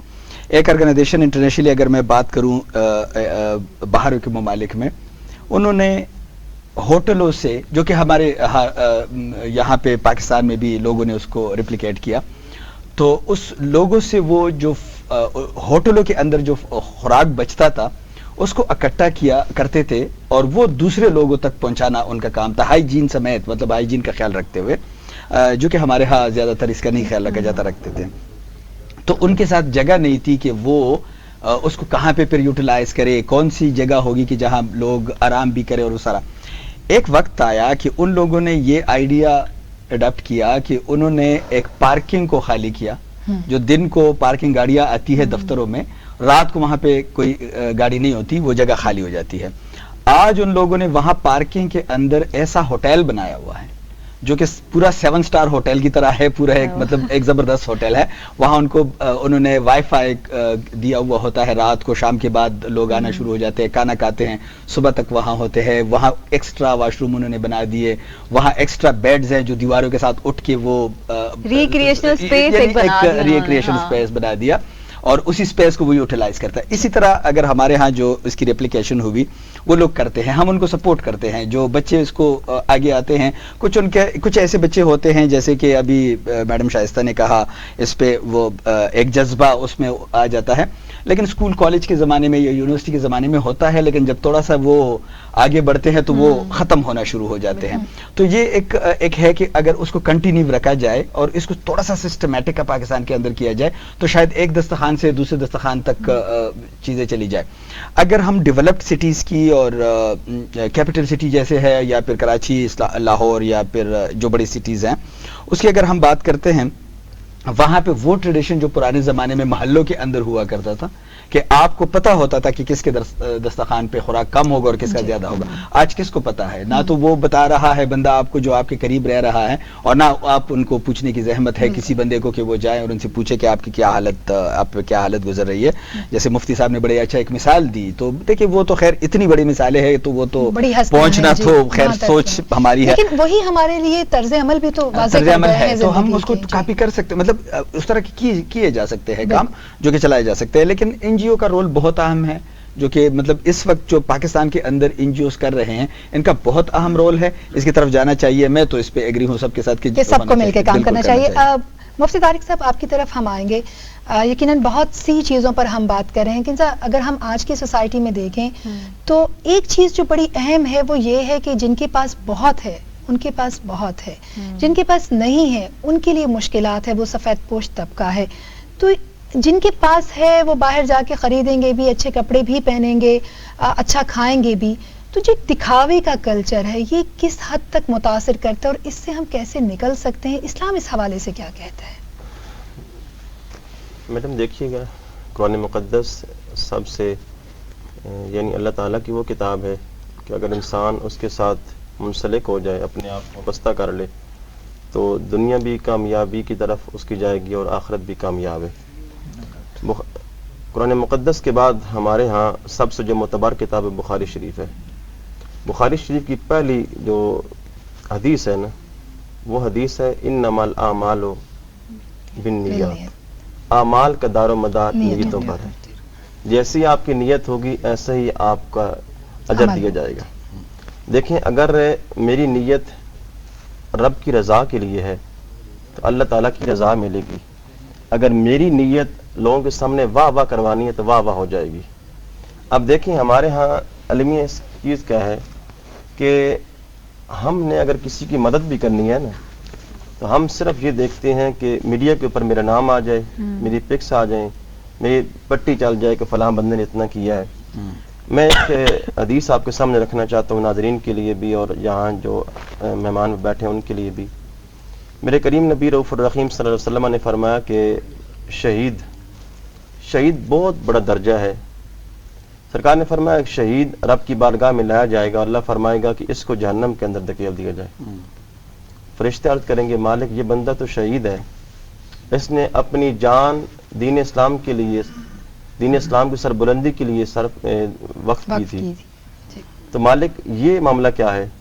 اللہ کریم اس ٹائم فرمائے گا اس بندے نے اس لیے جان دی تھی کہ لوگ مجھے شہید کہیں گے, لوگ میری واہ واہ کریں گے. اس کی دنیا کے اندر واہ واہ ہو چکی تھی, اب آخرت میں اس کا حصہ کوئی نہیں ہے. دوسرا, ایک قاری قرآن, قرآن پڑھنے والا, حافظ قرآن رب کی بارگاہ میں لایا جائے گا. اللہ فرمائے گا اس کو جہنم کے اندر لے جاؤ. فرشتے عرض کریں گے مالک یہ بندہ حافظ قرآن, قاری قرآن, جو قرآن پڑھتا تھا, قرآن سناتا تھا, قرآن پڑھاتا تھا, مالک یہ کیا معاملہ ہے؟ اللہ کریم فرمائے گا اس نے قرآن اس لیے پڑھا تھا کہ لوگ میری واہ واہ کریں گے, لوگ مجھے کہیں گے یہ قاری قرآن ہے, یہ حافظ قرآن ہے. دنیا کے اندر اس کی واہ واہ ہو گئی تھی, اب آخرت میں سے کوئی حصہ نہیں ہے. اس نمبر میرے نبی کریم صلی اللہ علیہ وسلم نے فرمایا ایک سخی اللہ کریم کی بارگاہ میں لایا جائے گا, جنہوں نے بڑی ساری افطاریاں کروائی ہوں گی, بڑا مال دیا ہوگا لوگوں کو اور بڑی لوگوں کی خدمت کی ہوگی, وہ اللہ کریم کی بارگاہ میں پیش کیا جائے گا. اللہ کریم فرمائے گا اس کو جہنم کے اندر لے جاؤ. فرشتے عرض کریں گے مالک یہ تو بندہ وہ ہے جو دنیا کے اندر ہے, کل اتنے بڑے بڑے کام کرتا تھا, افطاریاں سریاں کروایا کرتا تھا, مالک یہ کیا معاملہ ہے کہ جہنم کے اندر؟ اللہ کریم فرمائے گا کہ وہاں اس کی نیت یہ تھی کہ لوگ مجھے سخی کہیں, تو لوگوں نے وہاں اس کو سخی کیا دیا تھا, اس کو وہاں اجر مل گیا تھا. جس نے دنیا ڈھونڈی اس کو دنیا ملی, جس نے آخرت ڈھونڈی اس کو وہاں اجر مل گیا تھا. اب آخرت میں اس کے لیے اجر کوئی نہیں ہے. تو میں اس کو کلوز کر رہا ہوں کہ جس طرح آپ نے فرمایا نا کہ جس کے لیے انسان کرتا ہے, اگر آپ کہیں گے کہ لوگ واہ واہ کریں تو لوگ واہ واہ کر دیں گے, پھر اجر نہیں ہوگا. لوگ اس سامنے میری واہ واہ ہو جائے گی, آپ کی واہ واہ ہو جائے گی, دنیا کے اندر واہ واہ ہوگی, آگے اجر کوئی نہیں ہے. اگر آپ یہ کرتے ہیں کہ دنیا والے واہ واہ کریں یا نہ کریں, کوئی مجھے دیکھے یا نہ دیکھے, رات کی تاریکی میں جا کر کسی کی مدد کر کے آ جاتے ہیں, سارے سوئے ہوتے ہیں. جناب سیدنا فاروق اعظم رضی اللہ تعالیٰ عنہ, آپ کی زندگی کا معمول تھا کہ سارے مدینے والے سو جاتے اور آپ راشن اٹھاتے, جو غریب ہوتا اس گھر کے اندر دے کے آ جایا کرتے تھے. اصل معاملہ یہ تھا, اگر ہم صرف اللہ کی رضا کے لیے کرنا چاہتے ہیں نا, تو بڑے ایسے کام ہیں جو اللہ کی رضا کے لیے بغیر ان کیمروں کی بھی انسان کر سکتا ہے, کیمروں بغیر بھی یہ کام سارے ہو سکتے ہیں. مگر میں اور آپ کرتے کیا ہیں کہ وہ آج پہلے کہا جاتا نا کہ نیکی کر دریا میں ڈال, نیکی کر سوشل میڈیا پہ ڈال. تو اب یہ ہے کہ جو ٹھیک کہہ رہی ہیں کہ اب یہ ہے کہ نیکی کر سوشل میڈیا کے بعد ڈال, فیس بک کے بعد ڈال. صاحب میں آپ کو یہاں پہ کاٹ رہی ہوں کیونکہ ابھی ہم نے سوشل میڈیا کی بات کی ہے, تو اس پہ ایک بڑا میں امپورٹنٹ آپ ہماری, کیونکہ نوجوان بھی آپ کو دیکھ رہے ہیں, تو نوجوانوں کو ہم کیسے بچا سکتے ہیں, کیونکہ ہمارا جو ملک ہے اس کی 60% پاپولیشن نوجوانوں کی ہے. تو یہ نوجوانوں میں جو کلچر یہ سوشل میڈیا پہ چلا ہوا ہے آج کل, کہ آپ جو بھی فلاحی کام کرتے ہیں یا کوئی بھی آپ افطار دسترخوان ارینج کرتے ہیں تو فوراً سے فوٹوز اور پکچرز اپلوڈ ہونا شروع ہو جاتی ہیں, ہیش ٹیگز کا سلسلہ ایک شروع ہو جاتا ہے. تو اس سے ہم اپنے نوجوانوں کو کیسے بچائیں, کیونکہ اس کے بہت سے نیگیٹو امپیکٹس بھی ہیں. میڈم دیکھیں, ہر چیز نا اچھی بھی ہے اور بری بھی ہے. یہ سوشل میڈیا ہے نا، آپ جیسا اس کو یوز کریں گے نا ویسا ہی آپ کو اس کا رزلٹ ملے گا. اگر آپ چاہتے ہیں نا، اب میں یہاں بیٹھا ہوں مجھے کوئی مسئلہ سمجھ نہیں آ رہا، یہ بعض اوقات ہوتا یہ ہے کہ ٹائم نہیں ہوتا اور ہم سرچ نہیں کر سکتے، تو ہم کہیں جا رہے ہوتے ہیں نا پروگرام میں تو بتایا جاتا ہے کہ یہ ٹاپک ہے تو ہم اسی ٹائم چیک کر کے تو کر لیتے ہیں.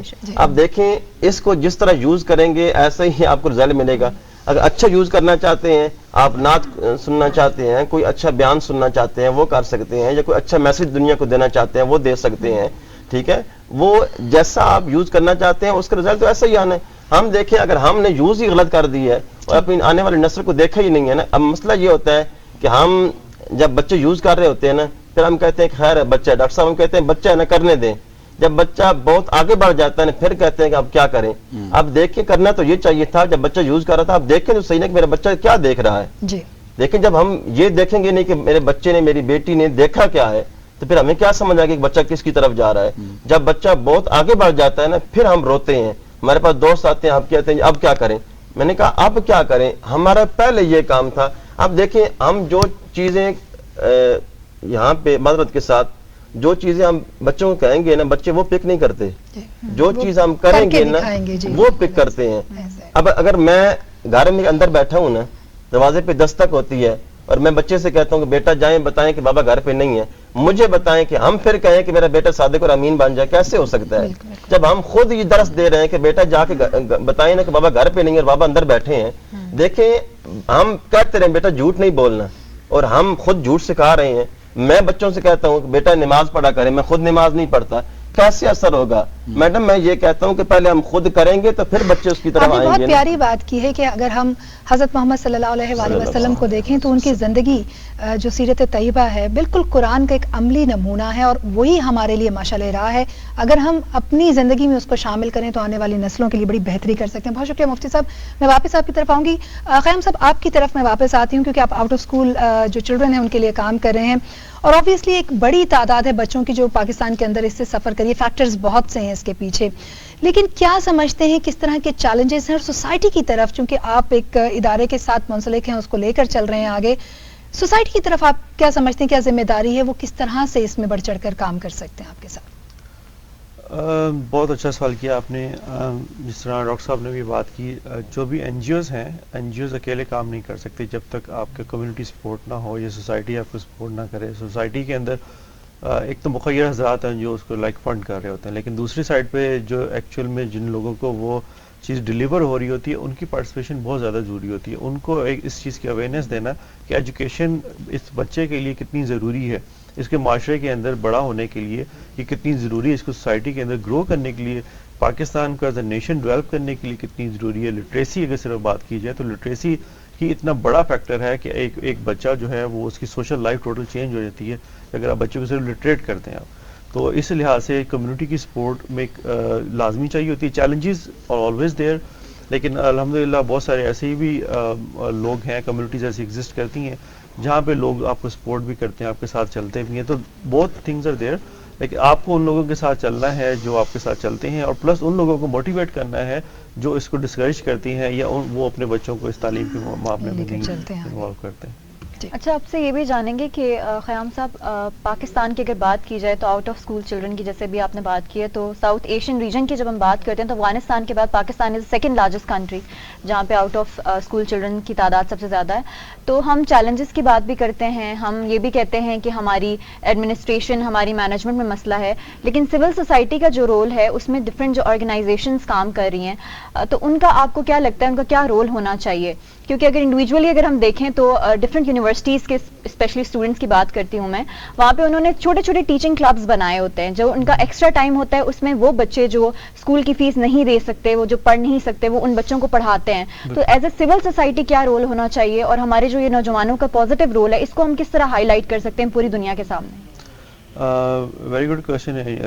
اگین یہ دیکھیں جو یوتھ ہے آپ کی، جس طرح آپ نے بتایا بھی کہ 60% جو ہے نا وہ نوجوان پاپولیشن ہے پاکستان کی، اور یونیورسٹیز کے جو اسٹوڈنٹس ہوتے ہیں جو پڑھ رہے ہوتے ہیں اور ایون جو گریجویشن کے قریب بھی ہوتے ہیں ان کو ہم اپنے جن پروجیکٹس کے ساتھ آلریڈی انوالو کرتے ہیں کہ وہ آ کے ان بچوں کو سیشن دیتے ہیں، ڈفرینٹ क्योंकि वो डिफरेंट डिपार्टमेंट से बिलोंग कर रहे होते हैं, तो वो बच्चों को अवेयरनेस देते हैं। एक तो बच्चों को एक्सपोजर हो जाता है कि आगे प्रोफेशंस कौन कौन से उनके लिए अवेलेबल हैं, किस साइड में उनको मूव करना है। प्लस जो बच्चे आते हैं उनके लिए एक मोटिवेशन होती है कि वो अपनी सोसाइटी के लिए एक पार्ट प्ले कर रहे हैं। दूसरी साइड पे जो बच्चे हैं उनके लिए एक जो है वो रोल मॉडल वो बच्चे बन जाते हैं कि यार ये इस यूनिवर्सिटी में पहुंचे, इसका मतलब है कि हम भी वहाँ तक पहुँचेंगे अगर हम अपनी एजुकेशन को कंटिन्यू करेंगे और फोकस रखेंगे। तो इस लिहाज से उसका रोल अल्हम्दुलिल्लाह इस्लामाबाद के अंदर बहुत सारी चैरिटीज़ मिलके इसका रोल भी प्ले कर रही हैं। बहुत सारे वॉलंटियर्स हैं यूनिवर्सिटीज़ के, जो यूनिवर्सिटीज़ के क्लब्स बने हुए हैं, वो डिफरेंट चैरिटीज के पास जाके बच्चों को सेशन भी दे रही हैं। आप समझते हैं कि रोल मॉडल्स हों मौजूद तो आसानी हो जाती है वहां तक पहुंचने के सफर में।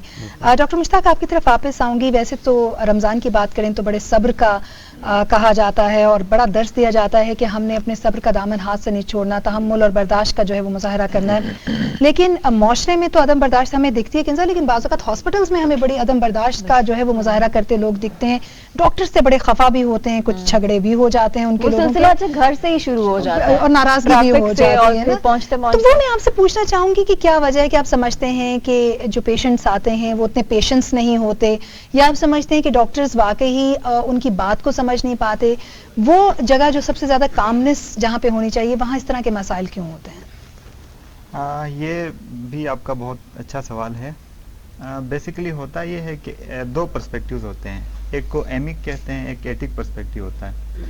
एक जो इनसाइड स्टोरी होती है जो हकीकी होती है, एक बाहर से आप देख रहे होते हैं कि जो नज़र आ रही होती है उसकी रियलिटी कुछ डिफरेंट होती है। अब एक पेशेंट है, खुदा न ख्वास्ता उसका एक्सीडेंट हुआ है किसी अजीज़ का, वो एक डिप्रेशन फेज में आता है, हॉस्पिटल की तरफ रश करता है। रास्ते में ट्रैफिक है, उसमें रुकावटें हैं और तरह तरह की जो है ना रुकावटें फेस करते हुए वो हॉस्पिटल पहुंच जाता है, परेशान हाल। अब वो ये एक्सपेक्ट करता है कि वो जब हॉस्पिटल में पहुंचे तो उसको हाथों हाथ लिया जाए। वो ये समझता है कि बस मैं हॉस्पिटल पहुंच जाऊं और हर तरह की ट्रीटमेंट उसकी फौरन ऑन स्पॉट हो जाए।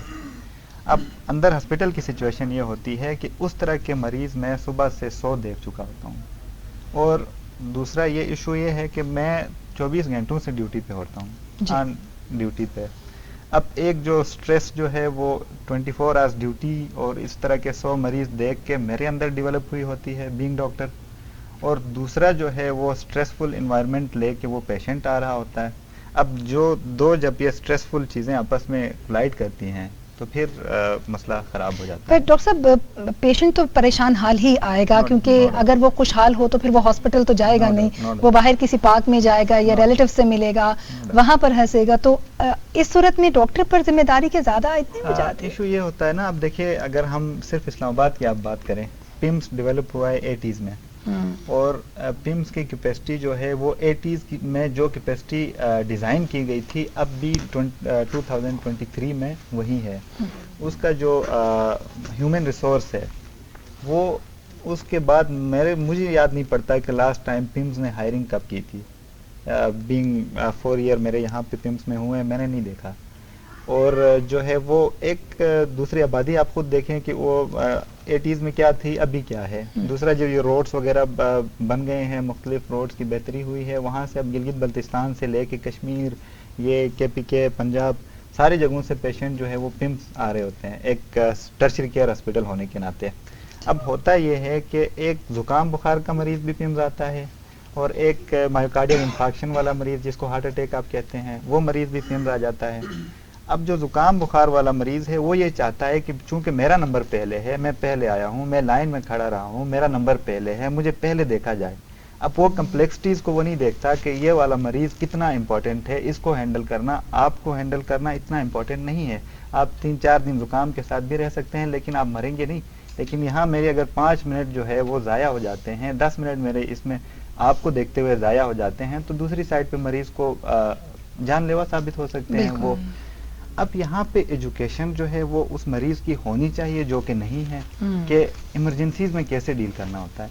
अगर आप यूके और अमेरिका की आप बात करें ना, वहाँ पे इवन इमरजेंसीज में आपको 6-6, 8-8 घंटे वेट करना पड़ता है। आप बाकायदा पहले अपॉइंटमेंट्स लेते हैं। और प्रॉपर मैं एक वीडियो देख रही थी फेसबुक पे कि वो एक फनी रील थी, तो उसमें वो एक औरत जो है उसको हल्का सा बुखार होता है। हमारे यहाँ तो ये है कि हम घर पे ही टोटके ले लेते हैं, लेकिन वहाँ पे ये था कि एक औरत को हल्का सा बुखार हुआ तो वो हॉस्पिटल गई, तो वहाँ पे प्रॉपर एक इतना लंबा फॉर्म होता है कि वो आपको फिल करने में 1 घंटा तो लग जाता है, फिर उसके बाद आपको अपॉइंटमेंट मिलता है डॉक्टर से।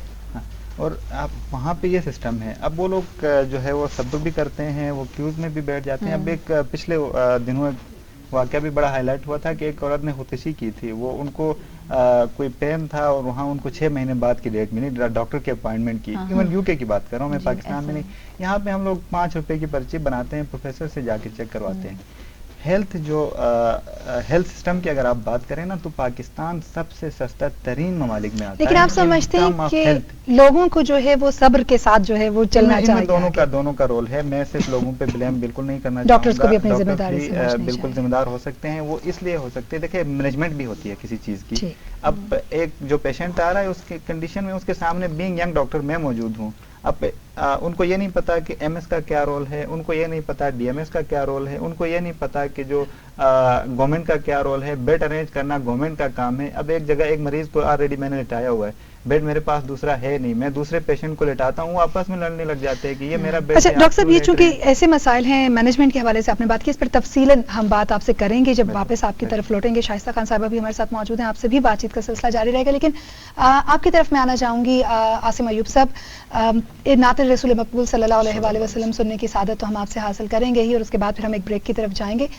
लेकिन उससे पहले एक छोटा सा सवाल आपसे कि पंजाब पुलिस और फिर नात खानी कैसे मैनेज करता है, क्योंकि वो तो बहुत नरम दिल इंसान हो, तो फिर जो है वो दरूद की महफिल होती है, और पुलिस का तो कॉन्सेप्ट ही बहुत मुश्किल है। देखें, ये तो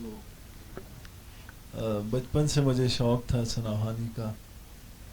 अल्हम्दुलिल्लाह वो घर से माहौल मिला, तो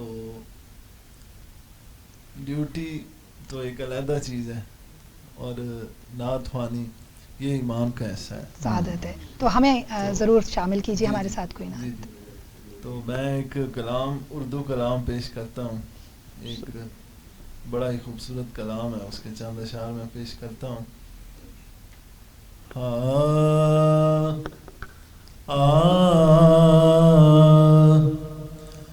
हमने आँखों से देखा नहीं है मगर, हमने आँखों से देखा नहीं है मगर, उनकी तस्वीर सीने में मौजूद है। जिसने लाकर कलामे इलाही दिया, जिसने लाकर कलामे इलाही दिया, वो मोहम्मद मदीने में मौजूद है।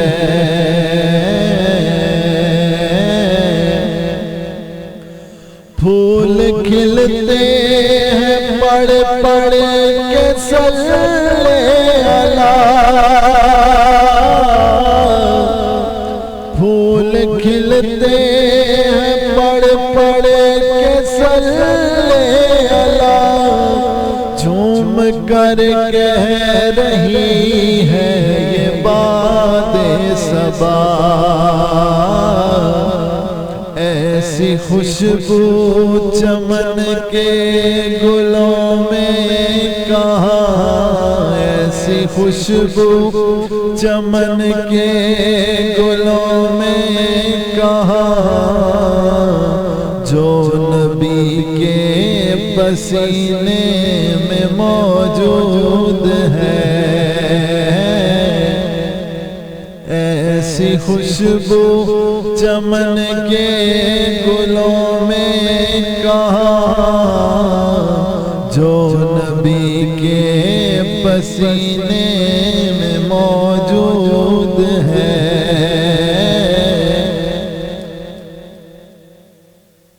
ہم نے مانا کہ جنت بہت سی، ہم نے مانا کہ جنت بہت سی،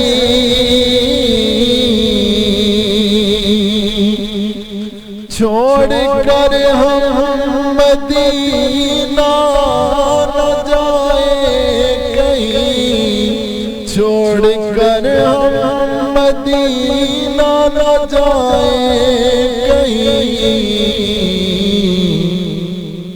یوں تو جنت میں سب ہے دینا نہیں، یوں تو جنت میں ہے مدینہ نہیں، اور جنت مدینے میں موجود ہے، یوں تو جنت میں سب ہے مدینہ نہیں، اور جنت مدینے میں موجود ہے، آنکھوں سے دیکھا نہیں ہے مگر چھوڑنا تیرا طیبہ گوارا نہیں، چھوڑنا تیرا طیبہ گوارا نہیں، اور دنیا میں ایسا نظارہ نہیں، اور دنیا میں ایسا نظارہ نہیں، ایسا منظر زمانے نے دیکھا نہیں، ایسا منظر زمانے نے دیکھا نہیں، جیسا منظر مدینے میں موجود ہے، ایسا منظر زمانے نے دیکھا نہیں، جیسا منظر مدینے میں موجود ہے، ہم نے آنکھوں سے دیکھا نہیں ہے مگر ان کی تصویر سینے میں موجود ہے۔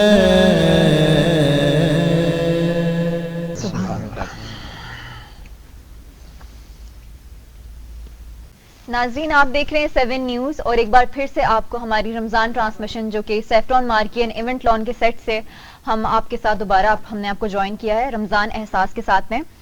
عالیہ ہمیں بریک میں جوائن کیا ہے ثنا نور نے۔ ثنا نور جو ہے ایک سیلیبریٹی میک اپ آرٹسٹ ہیں، تو ان سے اسپیشلی ہم بات کریں گے۔ عید کی بات تو آتی ہی رہتی ہے، لیکن عید سے پہلے کیونکہ افطار ڈنرز وغیرہ ہوتے ہیں تو خواتین کو بڑا وہ ہوتا ہے کہ کون سے کلرز پہننے چاہیے اور کون سا کس طرح کا لائٹ میک اپ کرنا چاہیے یا ڈارک میک اپ کرنا چاہیے۔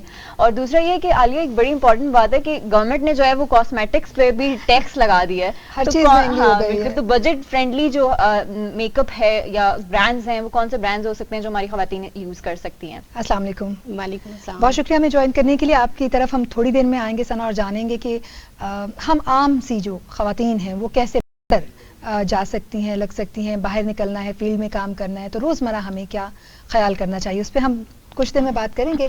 اپنے باقی جو ہمارے مہمان ہیں ان کے ساتھ بات چیت کا سلسلہ کنزا آگے بڑھاتے ہیں۔ بالکل ڈاکٹر خلیل، ہم آپ سے جانیں گے کہ ماشاءاللہ سے آپ کا 22 سال کا تجربہ رہا ہے پاکستان میں، اور ہم نے دیکھا ہے کہ آپ جو ہے نیشنل اور انٹرنیشنل لیول پہ بھی کام کرتے رہے ہیں ڈفرینٹ این جی اوز کے ساتھ، تو ہم آپ سے جاننا چاہیں گے کہ کیا چیلنجز ہوتے ہیں جو باہر سے این جی او آتی ہے اور وہ یہاں پہ پاکستان میں سیٹ اپ لگاتے ہیں، تو کس طرح سے ہماری گورنمنٹ ان کو فیسیلیٹیٹ کر رہی ہوتی ہے؟ ٹھیک ہے، ایک ہوتی ہے وہ این جی اوز جو پاکستان میں کام کرتے ہیں۔ میرا 22 ایئر کا مجھے ایک ہی ایڈوانٹیج حاصل ہے، باقی تو کوئی بڑی بات نہیں ہے، سب کام کر رہے ہیں، لیکن ایک ایڈوانٹیج یہ ہے کہ میں نے کنزیکٹیولی پہلے انٹرنیشنل این جی اوز کے ساتھ کام کیا، اور سڈنلی میں تقریباً آپ کہہ سکتے ہیں 13-14 سال سے پھر لوکل این جی او میں آیا، اور وہ بھی انٹرنیشنل لیول کے کام ان کے چل رہے ہیں۔ اس سے فائدہ یہ ہوا کہ وہ پرابلمز جو نیشنل این جی اوز کو ہے اور وہ پرابلم جو انٹرنیشنل این جی اوز کے ہے وہ مجھے سب دیکھنے کو ملے. پھر پوسٹ میرے ایسے رہے کہ کسی نہ کسی طریقے سے کچھ چیزیں ایسی ہے جو کہ چھپائی نہیں جا سکتی, specially being A C D یا پھر ایز اے پروجیکٹ ڈائریکٹر, تو یہ ساری چیزیں ایسی ہوتی ہے کہ آپ سے چیزیں ہائڈ نہیں کی جا سکتی. یہاں پہ مشکلات این جی اوز کے لیے ہے, لیکن میں اس سے پہلے ایک بات کروں گا جو کہ بہت ضروری ہے اس وقت اس کا کہنا. ایک تو آپ کا پروگرام ماشاءاللہ بہت زیادہ دیکھا بھی جا رہا ہے اور پسند بھی کیا جا رہا ہے, مجھے بہت سارے لوگ دیکھیں گے بھی, تو شاید ان تک میری یہ آواز پہنچے کہ دیکھیں. ایک ہم کہتے ہیں کہ جی ضرورت مند زیادہ ہو رہے ہیں, جو پہلا کویسچن تھا میڈم عالیہ نے کیا کہ اتنے سارے لوگ سڑکوں پہ آ گئے تو ہم تو روز بروز زیادہ مشکل میں پس رہے ہیں, یا ہم لوگ نیچے جا رہے ہیں جو کہ مطلب غربت میں, اور ہم لوگ ہے اور مہنگائی زیادہ ہو رہی ہے, پریشانی زیادہ ہو رہی ہے. اور سیکنڈ کوسچن یہ ہے کہ انٹرنیشنل این جی اوز اگر آتے ہیں تو ان کے مشکلات کیا ہے, یہ بڑے جینون, اور اگر نیشنل کے لیے بھی مشکلات کیا ہے تو یہ بڑے جینون کوسچنز ہیں سارے کے سارے. دیکھیں, ایک تو روڈ کے اوپر جو ہمارے مسائل ہیں نا, تو یہ اگر مجھے جتنے لوگ سن رہے ہیں میری ریکویسٹ ہوگی کہ روڈ کے اوپر خدا کے لیے یہ زکوٰۃ اور خیرات اپنے بند کر دے, یہ زکوٰۃ اور خیرات دینا بند کر دے. روڈ کے اوپر تو ہمارے سارے معاملات ہو رہے ہیں, کورٹ تک لوگ آ کے روڈ بند کر لیتے ہیں کہ جی ہمارے ساتھ انصاف نہیں ہو رہا. الیکشن ہمارے روڈ کے اوپر ہوتے ہیں, دھرنے ہمارے روڈ کے اوپر ہوتے ہیں, خیرات زکوٰۃ بھی روڈ پہ آ گیا, پتہ نہیں اب اور کیا ہوگا اس سے آگے.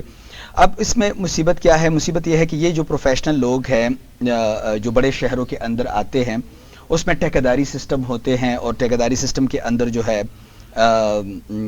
وہ لوگ بیچارے جو کہ ہاتھ پہ لاتے ہیں ان کو کچھ نہیں ملتا, ان کو صرف کانا ملتا ہے, اور جو فائدہ ملتا ہے وہ ٹھیکیدار کو ملتا ہے, جس میں بہت بڑے لوگ انوالو ہے جس کو آپ کچھ نہیں کر سکتے. اس پہ میں ایک مثال دوں گا تو پھر آپ کے سوال پہ آؤں گا. مثال یہ ہے کہ پاکستان بیت المال نے ایک زمانے میں ایک سینٹر بنایا, اسٹیٹ آف دا آرٹ ایک شیلٹر بنایا. اس شیلٹر میں انہوں نے بہت ساری فیسلٹی دی, اور روڈ کے اوپر سے پولیس کے ساتھ مل کے اور انٹیلیجنس کے ساتھ مل کے اور مختلف اداروں کے ساتھ مل کے سب کو, بہت سارے لوگوں کو اٹھا کے اس میں لا کے بند کیا.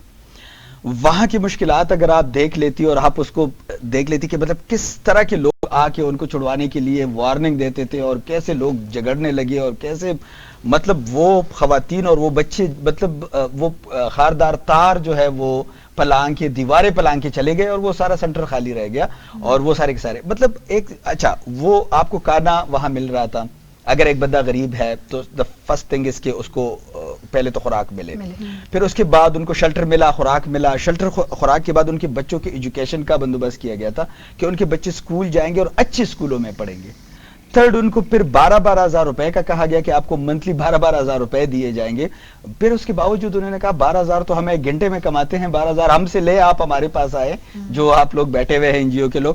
تو مین ٹو سے کہ پہلے تو یہ چیز ختم ہونی چاہیے کہ جو روڈ کے اوپر ہے, مطلب ہم نے بزرگوں کو جو روڈ کے اوپر یہ جو بزرگ اور معمر افراد بیٹھے ہیں نا, یہ ہماری حرکتوں کی وجہ سے ہے, ان کی بچوں کی حرکتوں کی وجہ سے نہیں ہے, یا ان کی. ہم لوگ پیسہ دیتے ہیں, ہم کہتے ہیں نا کہ ہم نکلتے ہیں اور روڈ کے اوپر ہم لوگ اپنے ایک غریب کو تلاش کر کے اس کو پیسے دیتے ہیں. کوئی غریب روڈ کے اوپر نہیں ہے, یہ پیسے اکٹھے کرتے ہیں, ان کے ساتھ ساتھ بیٹھے ہوتے ہیں. ہم نے اس پہ باقاعدہ سروے ہمارے ساتھ اویلیبل ہے, ان کے گھروں تک ہم پہنچے ہیں, اور وہ ان کے بچوں کے ہاتھ میں وہ موبائل ہے جو ہمارے پاس کسی بندے کے ساتھ نہیں ہے.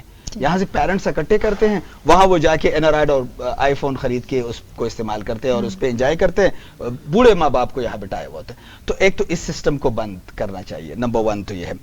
اگر میں مستحق کی بات کروں تو پھر اس کے بعد میں آپ کے کوشچن پہ آتا ہوں کہ جو انٹرنیشنل اور لوکل این جی او کے پرابلمس پہ آتا ہوں.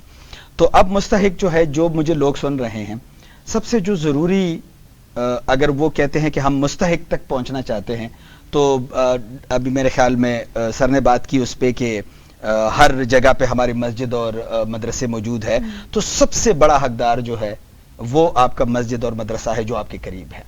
وہاں قرآن پاک پڑھا جاتا ہے, وہاں پہ حفظ کیا جاتا ہے, وہاں پہ سب سے زیادہ ڈیزرونگ بچے وہاں آتے ہیں. مدرسے میں آپ کسی بھی وقت بچے کو لے جائیں, اس وقت 3 ملین بچے مدرسوں میں پڑھ رہے ہیں, اور 3 ملین بچے جو مدرسوں میں پڑھ رہے ہیں وہ مدرسے ہیں کہ جو رجسٹرڈ ہے, جو اس کے علاوہ چھوٹے مدرسے ہیں وہ اس سے بھی زیادہ بچوں کو انہوں نے اکاموڈیٹ کیا ہے, اور کبھی آپ کو وہ انکار نہیں کرتے. جب بچہ آ جاتا ہے وہ آپ کو انکار نہیں کرتے, اس لیے کہ وہ اللہ پہ بلیو کرتے ہیں, اللہ رزق دیتا ہے, جی لائیں بچے کو, اور وہاں ان کو کیا. تو سب سے زیادہ حقدار وہ ہے. اس کے بعد جو حقدار ہے وہ آپ کے ہاں, یہ آپ کی ذمہ داری بنتی ہے کہ آپ دیکھ لیں کون سی این جی او رجسٹرڈ ہے, کون سی این جی او بہتر ہے. ہمیں پتہ کیسے چلے گا کہ کون سی این جی او رجسٹرڈ ہے؟ یہ بہت آسان بات ہے. دیکھیں انگلیوں پہ گنے جا سکتے ہیں وہ این جی اوز جو ٹاپ کلاس کے ہیں, لیکن وہ تو پرانی بات تھی. ابھی تو جیسے نیٹ کے اچھے استعمال کو, جیسے مفتی صاحب نے کہا اچھا استعمال یہی ہے نا. آپ ذرا لکھیں نا, ای اے ڈی کے سائٹ پہ جائیں آپ کو سارے مل جاتے ہیں, سوشل ویلفیئر کے سائٹ پہ جائیں آپ کو سارے آپ ایم ای لکھے, آپ جنرل لکھے کہ top N G Os, top 20 N G Os of Pakistan لکھے تو وہ آپ کو آ جاتے ہیں, اس کی رجسٹریشن بھی سامنے آ جاتی ہے. تو یہ جینوئن کوشچن ہے کہ ہر بندے کو یہ معلوم کرنا چاہیے کہ کون سی این جی او بہتر ہے. لیکن یہ جو 8-10 این جی او ہے ٹاپ کلاس کے پاکستان کے اندر, اس تک آپ کی ایکسیس ہے نا, تو پھر آپ کو یہ پریشانی نہیں ہونی چاہیے کہ آپ کیسے اس کو پیسے بیچتے ہیں. اب یہ تو ایک کوشچن میرا, ایک ریکویسٹ تھی میری جو قوم سے ہے کہ وہ سڑک کے اوپر خیرات زکوٰۃ دینا بند کر دے, تاکہ یہ ایک تو ہم لوگ وہ غریب سامنے لائیں, مطلب وہ نیڈی لوگ کو سامنے لائیں. لیکن ان کو ڈھونڈنا اتنا مشکل بھی نہیں, جیسے عمومی طور پہ کہا جاتا ہے کہ سفید پوش لوگوں کو کہاں تلاش کیا جائے. تو اگر ہم نگاہ دوڑائیں تو وہ لوگ ہیں جیسے کوئی ریڑی بان ہے, کوئی پھل فروٹ بیچ رہا ہے, کوئی موچی ہے, کوئی آپ کو اور دکھائی دیتے ہیں ایسے لوگ جو کہ محنت مزدوری کر رہے ہیں. دہاڑی دار طبقہ جو ہے وہ سفید پوش طبقہ ہے. اچھا, اس کو آپ کی مدد کی ضرورت جی, اسی کوشچن پہ ابھی میں دوبارہ کہوں گا. اب مسئلہ ہمارے لیے وہاں بن رہا ہے نا, ہم تو دیکھیں ہم تو مارکیٹ میں بیٹھے ہوئے لوگ ہیں, ہم تو اسی پہ سروے کرتے ہیں اور ہم اپنا کام شروع کرتے ہیں. اب یہ مارکیٹ میں ایک چیزیں آئی ہوئی ہے کہ وہ نیا ورژن کیا آیا ہے. اب نیا ورژن آیا ہے کہ آپ نے بلچا لے کے اس پہ سر ایسے رکھنا ہے اور پریشان بیٹھنا ہے. تو کون اس کو کرے گا, اس کو بتائے گا کہ یہ بندہ جو پریشان بیٹھا ہوا ہے یہ پروفیشنل ہے, اس کے بیک پہ کوئی بندہ ہے. یعنی ایک جیسے سنٹینس بولتے ہیں. آپ مسجد سے نکلے نا, جو لوگ مسجد سے نکلتے ایک سنٹینس وہ بولتے ہیں, یعنی ان کو پڑھایا جاتا ہے ایک جگہ پہ بٹھا کے کہ آپ نے یہ کرنا ہے, اور انہوں نے ویک پوائنٹس, وہ سائیکالوجسٹ ہوتے ہیں, وہ بڑے بڑے لوگ ہوتے ہیں, وہ مطلب اس میں بہت بڑی دنیا انوالو ہے, اس میں بہت بڑا پیسہ انوالو ہے, اور وہ ایک جیسے وہ آپ کے وہ کمزور پوائنٹ ان کو پتا ہوتا ہے کہ آپ نے کس پوائنٹ پہ ان کو پیسے دینے ہیں, وہ آپ کو ٹارگٹ کرتے ہیں. جیسے آج میں مسجد سے نکل رہا تھا تو آج کا نعرہ تھا, سلوگن تھا آج کا کہ میں نے بچوں کے لیے کپڑے خریدنے ہیں. اب یہ ایک ایسا پوائنٹ ہے کہ مجھے دیکھے, وہ مجھے ٹچی پوائنٹ ہے نا, مجھے بھی کرے گا کہ یار ماننے میں تو رمضان ہے تو مجھے بھی, مطلب ہم جیسے کو نہیں کر سکتے اس لیے کہ ہمیں سارا پتا ہے, لیکن باقی لوگوں کو کر سکتے ہیں. تو ایک تو ڈیزرونگ آپ نے بالکل یہ تو چھپا لیے, لیکن ایک آسان طریقہ ہے. ہاں, ایک اور آسان طریقہ ہے. اب فروٹ والا جو ہے نا, آپ ایک اور ٹرائی کریں. آپ جائیں یہ G11 سے, آپ وہاں سے ٹرن لیں تو وہاں سے سامنے آ کے ایک بابا جی بیٹھتے ہیں اور تھوڑے سے فروٹ اس کے ساتھ ہوتے ہیں, 2 درجن 3 درجن کیلے ہوتے ہیں اور 2-3 درجن. آپ خرید کے دکھائیں اس سے, وہ آپ کو بیچتا ہی نہیں ہے, اس لیے کہ اس کا تو دکان ہی بند ہو رہا ہے. وہ فروخت کرے گا تو پھر اس کے بعد تو وہ بیٹھا ہی نہیں, وہ پریشان بیٹھا ہوا ہوتا ہے اس چھوٹے سے فروٹ کے اس کے سامنے کہ لوگ آئیں گے مجھے پیسے دیں گے, آپ کو فروٹ نہیں فروخت کرے گا. تو آپ سمجھتے ہیں کہ اس وقت جو سوسائٹی میں اگر ہم ہیلپ کرنا بھی چاہتے ہیں تو این جی اوز کو جہاں پہ ہم چیک کریں وہاں لوگوں کو بھی چیک کیا جائے. آپ کی طرف واپس آؤں گی, لیکن میں مفتی صاحب کی طرف آنا چاہوں گی. مفتی صاحب, کتنا مشکل ہے یہ دیکھنا, ڈھونڈنا کہ جو لوگ واقعی مستحقین ہیں اور مخیر حضرات پر کس طرح کی ذمہ داریاں عائد ہوتی ہیں. ایک دوسرا آپ سے یہ جاننا چاہوں گی, چونکہ جمعۃ المبارک کا دن رہا, آج کافی اہم اجتماعات ہوئے, دعاؤں کا اہتمام کیا گیا, تراویح میں اہتمام کیا جائے گا. کس طرح کی دعائیں ہیں جو کہ گھر میں کی جا سکتی ہیں, کس طرح کی عبادات ہیں جو کہ جن سے زیادہ استفادہ لیا جا سکتا ہے؟ میڈم دیکھیں, سب سے بڑا ایشو یہ ہے ہماری قوم کا کہ دین اسلام سے دوری ہے. ڈاکٹر صاحب نے بہت اچھی باتیں کی ہیں, لیکن دیکھیں آج کل ہماری قوم کے پاس یہ باتیں سننے کے لیے بھی ٹائم نہیں ہے. اب دیکھیں نا, یہ ہمارا سٹیٹس ہوتا ہے نا وہ 30 سیکنڈ کا ہوتا ہے. کیوں؟ اس لیے کہ اتنا ہی لوگوں کے پاس کیپیسٹی اتنی ہے. 10 منٹ کی ویڈیو آپ اپلوڈ کر دینا, دیکھی نہیں جائے گی, اور آپ کی بہت زیادہ بھی ویڈیو اگر کوئی دیکھے گا تو 1 منٹ یا 2 منٹ, اس سے اوپر کوئی نہیں دیکھ سکتا. کی بات آج کل تو ریلز کا دور ہے, بالکل ایسی ہے, شارٹس اور ریلز. میں عرض کر رہا ہوں کہ دین اسلام سے دوری ہے. اب جیسے ڈاکٹر صاحب نے کہا ہے کہ جو زکوٰۃ مخیر ہیں, جن کے اوپر زکوٰۃ فرض ہے وہ دے نہیں رہے, اور جو مستحق ہیں زکوٰۃ لینے کے ان تک زکوٰۃ پہنچ نہیں رہی. ہم زکوٰۃ دے رہے ہیں دوسرے لوگوں کو جو مستحق ہی نہیں ہیں. ہم زکوٰۃ ان کو دے رہے ہیں جن کے اوپر زکوٰۃ لگتی ہی نہیں ہے. ہم کس طرف جا رہے ہیں؟ دیکھیں اسلام کا جو ابتدائی دور ہے نا وہ بڑی تکلیف دہ دور تھا، غربت تھی، لیکن جناب سیدنا عمر بن عبدالعزیز رحمۃ اللہ تعالی علیہ جب آپ کا دور آیا نا تو زکوٰۃ جمع کی گئی. وہ زکوٰۃ شہر والے لے کر نا گاؤں کی طرف جا رہے تھے کہ ہمارے پاس تو الحمدللہ ہر چیز موجود ہے، تو شاید گاؤں والے غریب ہیں تو ان تک یہ زکوٰۃ پہنچا کے آ جاتے ہیں، وہاں ان کی جو ضروریات ہوں گی. وہ جب نکلے شہر والے تو آگے دیکھا گاؤں والے بھی زکوٰۃ لے کے آ رہے تھے کہ ہمارے پاس تو الحمدللہ ہر چیز موجود ہے، لیکن یہ زکوٰۃ ہم شہر والوں کو دے آتے ہیں، چونکہ شہر والے جنہیں وہ زیادہ مسائل ہوتے ہیں، ان کے لیے مہنگائی زیادہ ہوتی ہے، تو ان کے لیے کیوں جب وہ بندہ دین اسلام کے ساتھ منسلک ہوتا ہے نا، اپنے آپ کو دین اسلام کے تابع کر لیتا ہے. مسئلہ یہ ہے کہ ہم کہتے ہیں شریعت ہمارے تابع ہو جائے، ہم کہتے ہیں شریعت ہمارے تابع ہو. جب تک ہم اپنے آپ کو شریعت کے تابع نہیں کریں گے نا، اب میں کہتا ہوں جیسے میں کہتا ہوں نا دین اسلام ایسا ہونا چاہیے، دین اسلام ایسا تو نہیں ہو سکتا نا. دین اسلام تو وہی جو 1500 سال پہلے آقا کونین نے ہمیں دیا ہے. ہم عمل کی طرف نہیں آ رہے. ہم دیکھیں میرے کریم آقا صلی اللہ علیہ وسلم تشریف فرما تھے نا، ایک بوڑھی عورت اپنے بچے کو لے کے آتی ہے، اے اللہ کے رسول میرا بیٹا ہے بیمار ہے اور یہ میٹھا کھاتا ہے، آپ اس کو منع کر دیں کہ یہ میٹھا نہ کھایا کرے. میرے کریم آقا نے فرمایا کل لے کے آنا. ڈاکٹر صاحب اس کی وجہ کیا تھی کہ سرکار نے فرمایا کل لے کے آنا؟ جب دوسرے دن وہ عورت لے کے آئی نا، میرے کریم نبی نے فرمایا کہ بیٹا آج کے بعد میٹھا نہ کھانا. پھر اس عورت نے سوال کیا اللہ کے رسول میں تو کل بھی آئی تھی، بچہ ساتھ لے کے آئی تھی، لیکن آپ نے کل کیوں نہیں فرمایا کہ بیٹا میٹھا نہیں کھانا؟ تو میرے کریم نبی نے فرمایا کیونکہ کل میں نے خود میٹھا کھا رکھا تھا. جب ہم چیزیں خود کر لیتے ہیں نا پھر دوسروں کو کیا درس دیں گے؟ جب میں خود، اب دیکھیں میرے پاس ایک ذمہ داری ہے، میرے پاس ایک سٹیج ہے، اگر میں خود نماز نہ پڑھتا ہوں اور میں لوگوں سے کہتا رہا ہوں کیسے عمل کریں گے؟ ہم کہتے ہیں جی لوگ عمل نہیں کرتے. دیکھیں جو تبلیغ کرنے والا بندہ ہے نا ڈاکٹر صاحب، تبلیغ کرنے والا بندہ خود عمل نہیں کرتا ہوگا کبھی بھی اس کی بات کے اندر اثر نہیں ہو سکتا، جتنے 1 گھنٹہ نہیں 10 گھنٹے خطاب کرتا رہے. کس طرح کی دعائیں آج کے دن میں ہمیں کرنی چاہیے اب جو اہتمام کیا جائے؟ میں اس کی طرف آ رہا تھا. دیکھیں دعائیں تو تب ہوں گی نا میڈم معذرت کے ساتھ کہ جب ہم اللہ کریم کے قرب حاصل کرنے کے لیے آپ کی دہلیز پہ حاضر ہو جائیں گے. تو جب انسان صرف دکھاوے کے لیے، اور آج کل تو معذرت کے ساتھ مسئلہ یہ ہے کہ ہم اگر وہ پاک گھر بھی جاتے ہیں نا حج کرنے کے لیے، وہاں جہاں رب کی رحمتیں 120 رحمتوں کا نزول ہر ٹائم ہو رہا ہے، وہ بندہ جو صرف اس گھر کو دیکھ رہا ہے نا، اس دیکھنے والے کے اوپر بھی 40 رحمتوں کا نزول ہو رہا ہے. صرف دیکھ رہا ہے، کچھ بھی نہیں کر رہا. اب وہاں بھی جا کے نا ہم فون لے کے کھڑے ہوتے ہیں کہ اپنی بس سیلفی بنا رہے ہوتے ہیں. مسئلہ یہ ہے کہ دعائیں میرے کریم آقا کی بارگاہ میں سیدنا عمر فاروق نے آج کی یا رسول اللہ صلی اللہ علیہ وسلم دعائیں قبول کیوں نہیں ہوتی؟ دعائیں کیسے قبول ہوں گی؟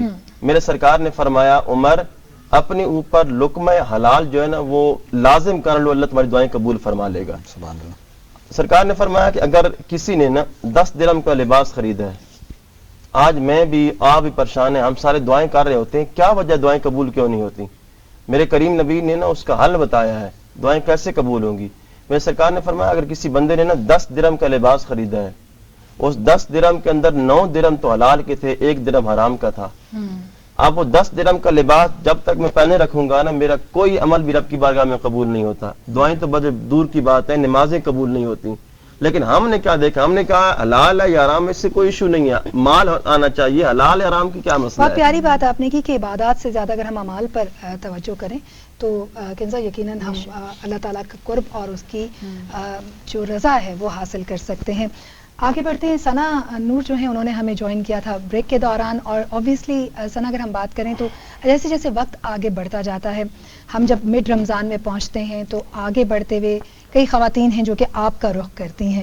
تو پہلے تو ہم آپ سے جاننا چاہیں گے، کئی ورکنگ لیڈیز ہیں باہر نکلتی ہیں، انہیں مختلف قسم کے کام جو ہیں وہ کرنے ہوتے ہیں، آفیسز کا رخ کیا جاتا ہے روزمرہ کی زندگی میں، کس طرح وہ اپنے آپ کو بہتر کیری کر سکتی ہیں؟ کس طرح کے کلرز ہیں، کس طرح کا پوسچر ہے، آپ کیا ان کے بارے میں کہیں گے؟ جی سب سے پہلے تو آپ کا اور آپ کی ٹیم کا بے حد شکریہ کہ آپ نے یہاں پہ دعوت دی.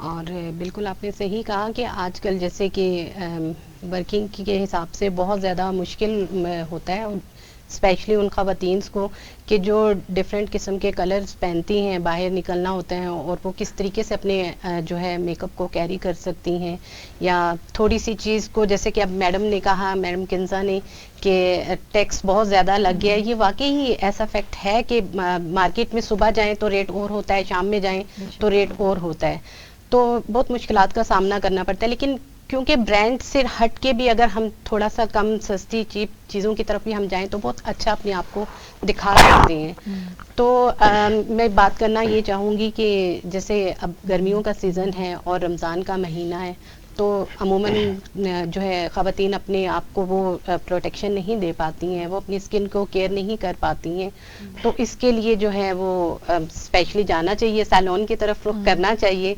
तो आपको डेली बेसिस पे फेशियल करना चाहिए और अपने मेकअप को इन्हेंस करने के लिए, अपने फीचर्स को इन्हेंस करने के लिए मेकअप की तरफ जाना चाहिए। अच्छा, बजट फ्रेंडली बताइए, क्योंकि जाहिर है कि घर के अंदर रहने वाली खवातीन को ये घर की चार दीवारी के अंदर तो हुक्म है खुदा का कि अच्छी लगें, खूबसूरत दिखाई दें, क्या कर सकती हैं जहां उनके बहुत ज़्यादा एक्सपेंसेस भी ना हों? और ऐसी भी माएँ जो इनके बच्चे भी होते हैं ना, तो बच्चों के साथ भी ये सब कपड़ों को, मेकअप को मैनेज करना।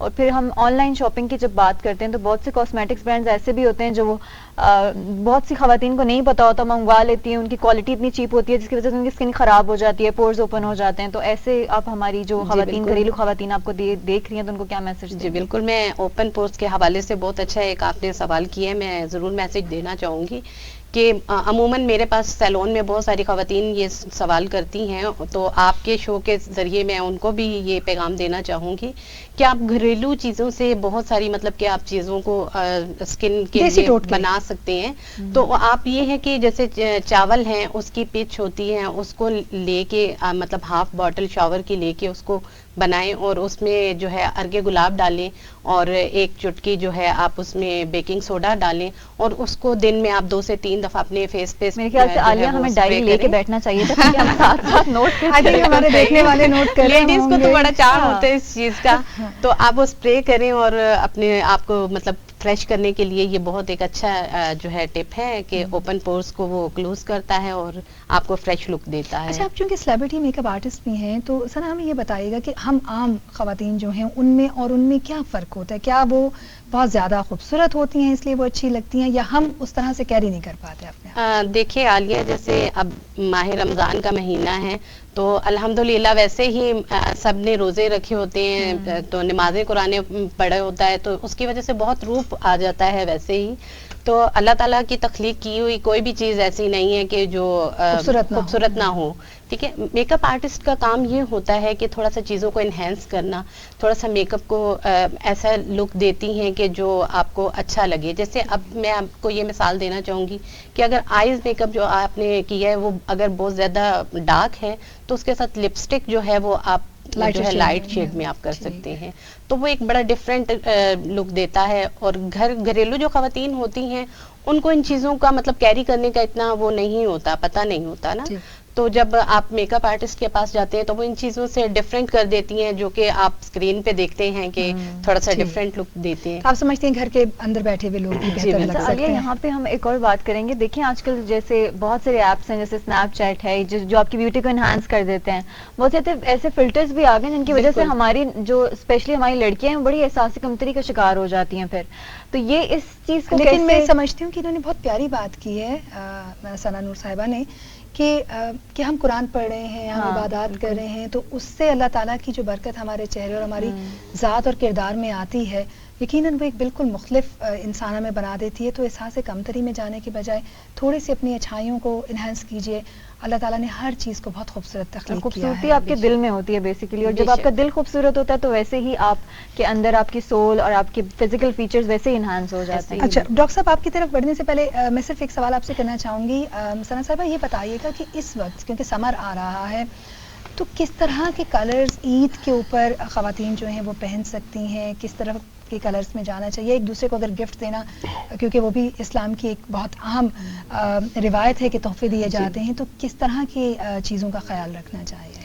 देखिए, अगर आप जो है मेकअप के हवाले से कोई अपनी सिस्टर को या कोई कज़न या फ्रेंड्स को आप कुछ देना चाहती हैं تو اس میں پھر یہ ہے کہ آپ پنک پیچ کلر کے بہت زیادہ ان ہوتا ہے گرمیوں کے کلرز میں سے بہت ایک اچھا کلر دیتا ہے، تو آپ اس میں سے سلیکٹ کر سکتی ہیں. اور جو ہے ڈریسز میں بھی ڈریسز میں بھی ایسے ہی، جی بالکل. بہت شکریہ سایہ ہمارے ساتھ موجود تھیں. ڈاکٹر مشتاق کی طرف واپس چلتے ہیں، کنزا ان سے بات کرتے ہیں. بالکل ڈاکٹر صاحب، آپ سے یہ جانیں گے کہ سحری اور افطاری میں یہ کون سی ایسی غذا ہے جو ہم کھائیں کہ ہمیں بھوک بھی نہ لگے، پیاس بھی نہ لگے. اس کے ساتھ میں آپ کو بتا دوں ڈاکٹر صاحب کہ کنزا ان لوگوں میں سے ہیں جو پکوڑے بہت پسند کرتی ہیں، تو اس کو مائنس کر کے آپ نے بتانا ہے. اور یہ بھی ہے کہ ہم لوگ یہ کرتے ہیں کہ ہم لوگوں کو لگ رہا ہوتا ہے کہ ہم افطاری میں بہت سارا کھا لیتے ہیں، پھر سحری ہم نا تھوڑی لائٹ سی کرتے ہیں، اور ہم اپنے دل میں یہ کہہ رہے ہوتے ہیں کہ بھائی ویٹ لاس ہو جائے گا کیونکہ سحری تو لائٹ کی ہے، لیکن افطاری میں پھر وہی ہمارے دسترخوان بھرے ہوتے ہیں. تو اس بارے میں تھوڑا آپ بتائیں. یہ بھی عموماً ایک پوچھا جانے والا سوال ہے. ڈاکٹر ہو اور رمضان ہو تو یہ سوال آپ کا جائز بنتا ہے. بیسیکلی تھیم آف رمضان یہ تھا کہ ہم ان غریب لوگوں کا احساس کر سکیں، چونکہ ہم خود دن بھر پیاس سے تڑپ رہے ہوتے ہیں، دن بھر ہمیں بھوک ستا رہی ہوتی ہے، تو ہم ان لوگوں کا احساس کر سکیں جو اس چیز کو ڈیلی روٹین میں اس کو آبزرو کرتے ہیں. لیکن ہوا یہ ایک بدقسمتی سے کہ ہم نے جو پازیٹیو اثر لینا چاہیے تھا اس رمضان المبارک سے، ہم نے اس کا الٹا اثر لیا.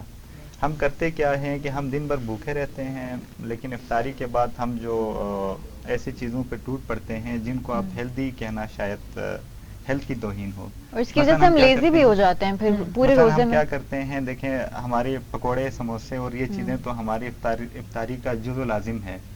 آپ ان کے بغیر کوئی بھی کامن عام سے عام بندہ ہو، خاص سے خاص بندہ ہو، ان کا دسترخوان ان کا جو بھی ہے وہ اس میں یہ لازمی ہے. حالانکہ ان چیزوں کو ہمیں اوائڈ کرنا چاہیے. ہم کیا کرتے ہیں، کرنا ہمیں کیا چاہیے کہ سنت نبوی بھی ہے کھجور سے افطاری کرنا. وہ اس کے پیچھے ظاہر ہے حضور پاک صلی اللہ علیہ وآلہ وسلم کے ہر عمل کے پیچھے ایک لاجک ہے. وہ ہم ڈھونڈ پاتے ہیں یا نہیں، یہ ہمارے اوپر ہے. اب کھجور کی اگر آپ بات کرتے ہیں تو جو یہ سب سے انرچڈ جو نیوٹرینٹس ہوتے ہیں یہ کھجور کے اندر موجود ہوتے ہیں.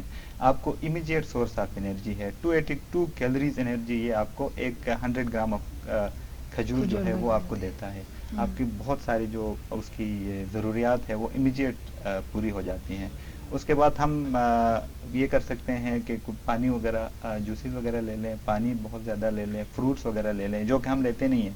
یہ ابھی ریسنٹ کوئی فروٹ بائیکاٹ مہم چل رہی تھی ریٹس وغیرہ کی وجہ سے، وہ ایک سوشل ایک امپیکٹ اس کا ضرور ہے. لیکن ہیلتھ کے حوالے سے آپ دیکھیں تو آپ فروٹ آپ کے ٹیبل پہ نہیں ہوگا تو پھر پکوڑے ہوں گے، سموسے ہوں گے، پھر یہ ساری جو آئلی چیزیں ہوں گی، وہ جو صحت پہ کاسٹ اس کا ہے اور جو ان کے پرائسز ہے ان کو اگر آپ دیکھ لیں تو پھر تقریباً حساب کتاب برابر ہی ہوتا ہے. اچھا، اگر افورڈ نہ کر سکے کھجور اور فروٹ تو کیا آپ سمجھتے ہیں کہ آسان ہے؟ کیا پلسز سے ہم اس کمی کو پورا کر سکتے ہیں؟ کیا چیزیں؟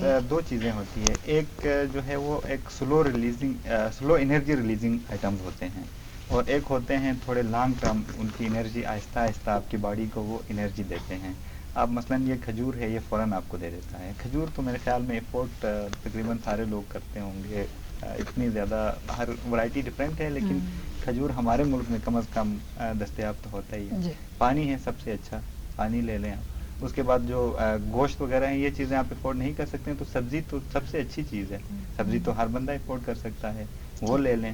جو آہستہ اس میں جو افطاری کے ٹائم جو فوراً انرجی ریلیز کرتے ہیں اس طرح کی چیزیں لے لیں. تھوڑا ریسٹ کر لیں، نماز پڑھ لیں، اس کے بعد ہلکا پھلکا آپ کھانا کھا لیں. لیکن سحری کے ٹائم آپ پھر یہ کر سکتے ہیں کہ تھوڑے سلو انرجی ریلیز کرتے ہیں، جیسے پراٹھے وغیرہ ہیں. وہ ہوتا یہ ہے کہ پراٹھوں کے اندر بھی آئلی کنٹینٹ تو موجود ہے، لیکن آپ ان کو اس پہ تھوڑا سا وہ کر سکتے ہیں کہ بہتر آئل استعمال کریں. اور آئل والے پراٹھے بے شک ہمارے اس میں موجود ہوتے ہیں، وہ آپ لے لیں. پلسز وغیرہ آپ لے لیں، میٹ کنٹینٹ آپ اس میں شامل کر لیں تاکہ آپ کی باڈی کو جو آہستہ آہستہ پھر انرجی آپ کو ملتی رہے. سو دالیں اور گوشت جو ہے، ہم شائستہ خان صاحبہ کی طرف آئیں گے واپس، ان سے بات کرتے ہیں. اچھا، ہم بات کر رہے تھے کہ کیسے ایک متوازن زندگی جو ہے اس کو ہم لے کر چلیں. لیکن صاحب بڑی اچھی بات یہ ہے کہ رمضان ہمیں توازن کرنا سکھاتا ہے چیزوں کے بیچ میں، اور وہ توازن اگر ہم باقی کے 11 مہینوں میں لے کر چلیں تو ہمارے لیے کوئی خاص مشکل نہیں رہتی ہے. ایسا ہی ہے بالکل. تو شائستہ آپ کے خیال میں آپ کو کیا لگتا ہے کہ ہماری روٹین جو ہے سحری اور افطاری میں صرف خواتین کی نہیں جنرلی اگر ہم سب کی بات کریں تو کس طرح سے ہمیں خود کو مینٹین کرنا چاہیے؟ سوشل لائف کی بھی بات کریں، پھر اگر ہم ریلیجس فیکٹر کی طرف آ جاتے ہیں تو کہ ہم اپنی عبادات بھی اس طرح سے کنٹینیو رکھیں، پھر جو ورکنگ لیڈیز ہیں یا ورکنگ جو باہر جا کے لوگ کام کرتے ہیں چاہے وہ مرد ہیں خواتین ہیں، تو کس طرح سے اس ساری سوشل لائف کو مینیج کر سکتے ہیں ود رسپیکٹ ٹو رمضان؟ سحری اور افطاری کا جو آپ نے پہلے پوچھا تو میرے خیال میں رمضان کا حق تو یہ ہے کہ کھانے پہ اتنا فوکس نہ کیا جائے جتنا ہم لوگ کرتے ہیں. بے شک خواتین میرے خیال ہے 2 بجے 3 بجے افطاری بنانا شروع کر دیتی ہیں. اس میں عصر کی نماز کے بعد تلاوت کا جو ٹائم ہوتا ہے وہ سارا افطاری بنانے میں چلا جاتا ہے. بے شک ایسے ہی. افطار کے بعد وہ تھکاوٹ اتنی ہو جاتی ہے کہ نماز پڑھی اور بس تھوڑی دیر اب لیٹ جاؤ. تو اس طرح نہیں ہونا چاہیے. میں پرسنلی اس چیز کے خلاف ہوں کہ ہمیں کھانے پینے پہ اتنا فوکس نہیں کرنا چاہیے کہ ہم رمضان کو ایک طرف رکھ دیں. کریں تھوڑا بہت جتنا بھی ہوتا ہے ضرورت ہے اتنا کریں. سحری کے معاملات الگ ہیں. اور ٹھیک ہے شائستہ، آپ کیونکہ بہت سی این جی اوز کے ساتھ بھی آپ کام کرتی رہی ہیں، تو یوتھ امپاورمنٹ جو پروگرامز ہوتے ہیں آپ کیسے دیکھتی ہیں ان کو؟ کیسے ہماری ڈفرینٹ این جی او والا جو سیکٹر ہے وہ کس طرح سے ہماری یوتھ کو اکوموڈیٹ کرتا ہے رمضان میں، یا ڈفرینٹ جو ایکٹیویٹیز ہوتی ہیں رمضان میں؟ کیونکہ ہم دیکھتے ہیں ہمارے نوجوان جو ہے بڑھ چڑھ کے افطار دسترخوان لگا رہے ہوتے ہیں، تو یہ ساری ایکٹیویٹیز ہوتی ہیں. تو کیا آپ دیکھتی ہیں کہ ہمارا این جی او سیکٹر اسپیشلی رمضان میں کس طرح سے ان کا کیا رول ہوتا ہے یوتھ کو اپنے ساتھ انوالو کرنے میں؟ بالکل ہوتا ہے. اور آج کل تو ماشاءاللہ بہت رجحان ہے ہماری یوتھ میں اس چیز کا کہ وہ آگے بڑھ کے ایز اے والنٹیئر وہ کام کرتے ہیں. میں بھی basically C D R S میں ایمبیسڈرشپ میں جو ہے وہ یہی ہے ہمارا کہ والنٹیئرس کو ہی دیکھتی ہوں. خود میں بھی ایز اے والنٹیئر ہی کام کرتی ہوں.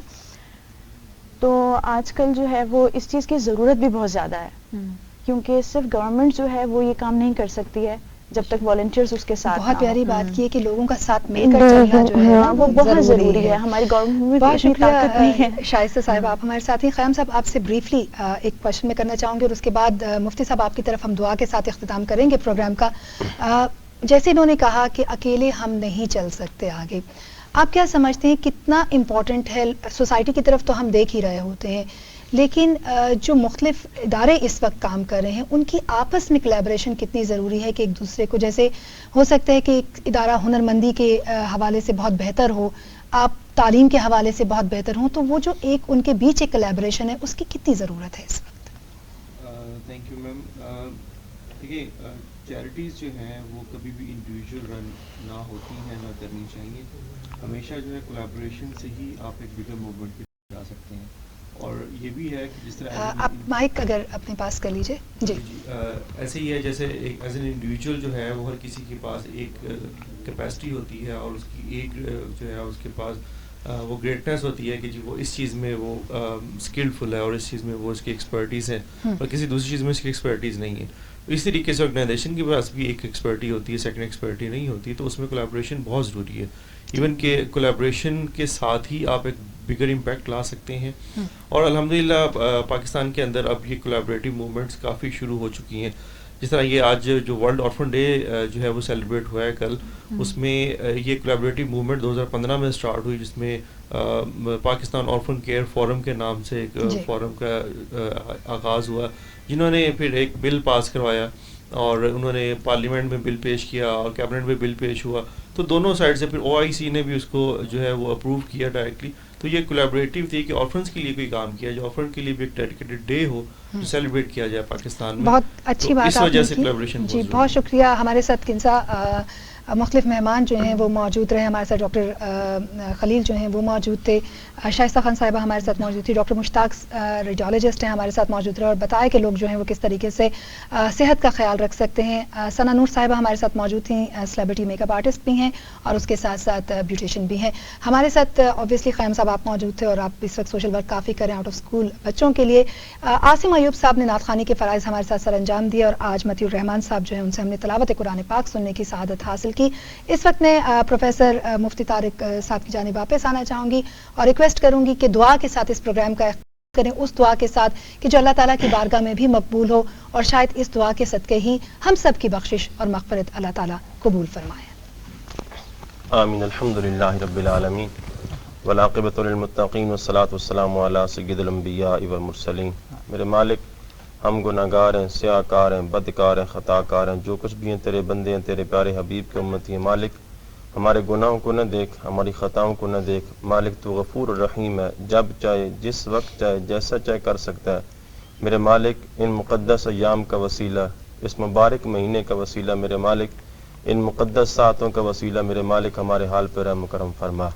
مالک جو ہم میں سے پریشان حال ہیں ان کی پریشانی کو دور فرما، جو دکھ تکلیف کرنے دکھوں تکلیفوں کو دور فرما، جو بیمار ہیں انہیں صحت کاملہ عاجلہ عطا فرما، جو قرض دار ہیں انہیں قرض سے خلاصی عطا فرما، جن کے ہاں اولاد نہیں ہے ان کو اولاد کی نعمت سے مالا مال فرما۔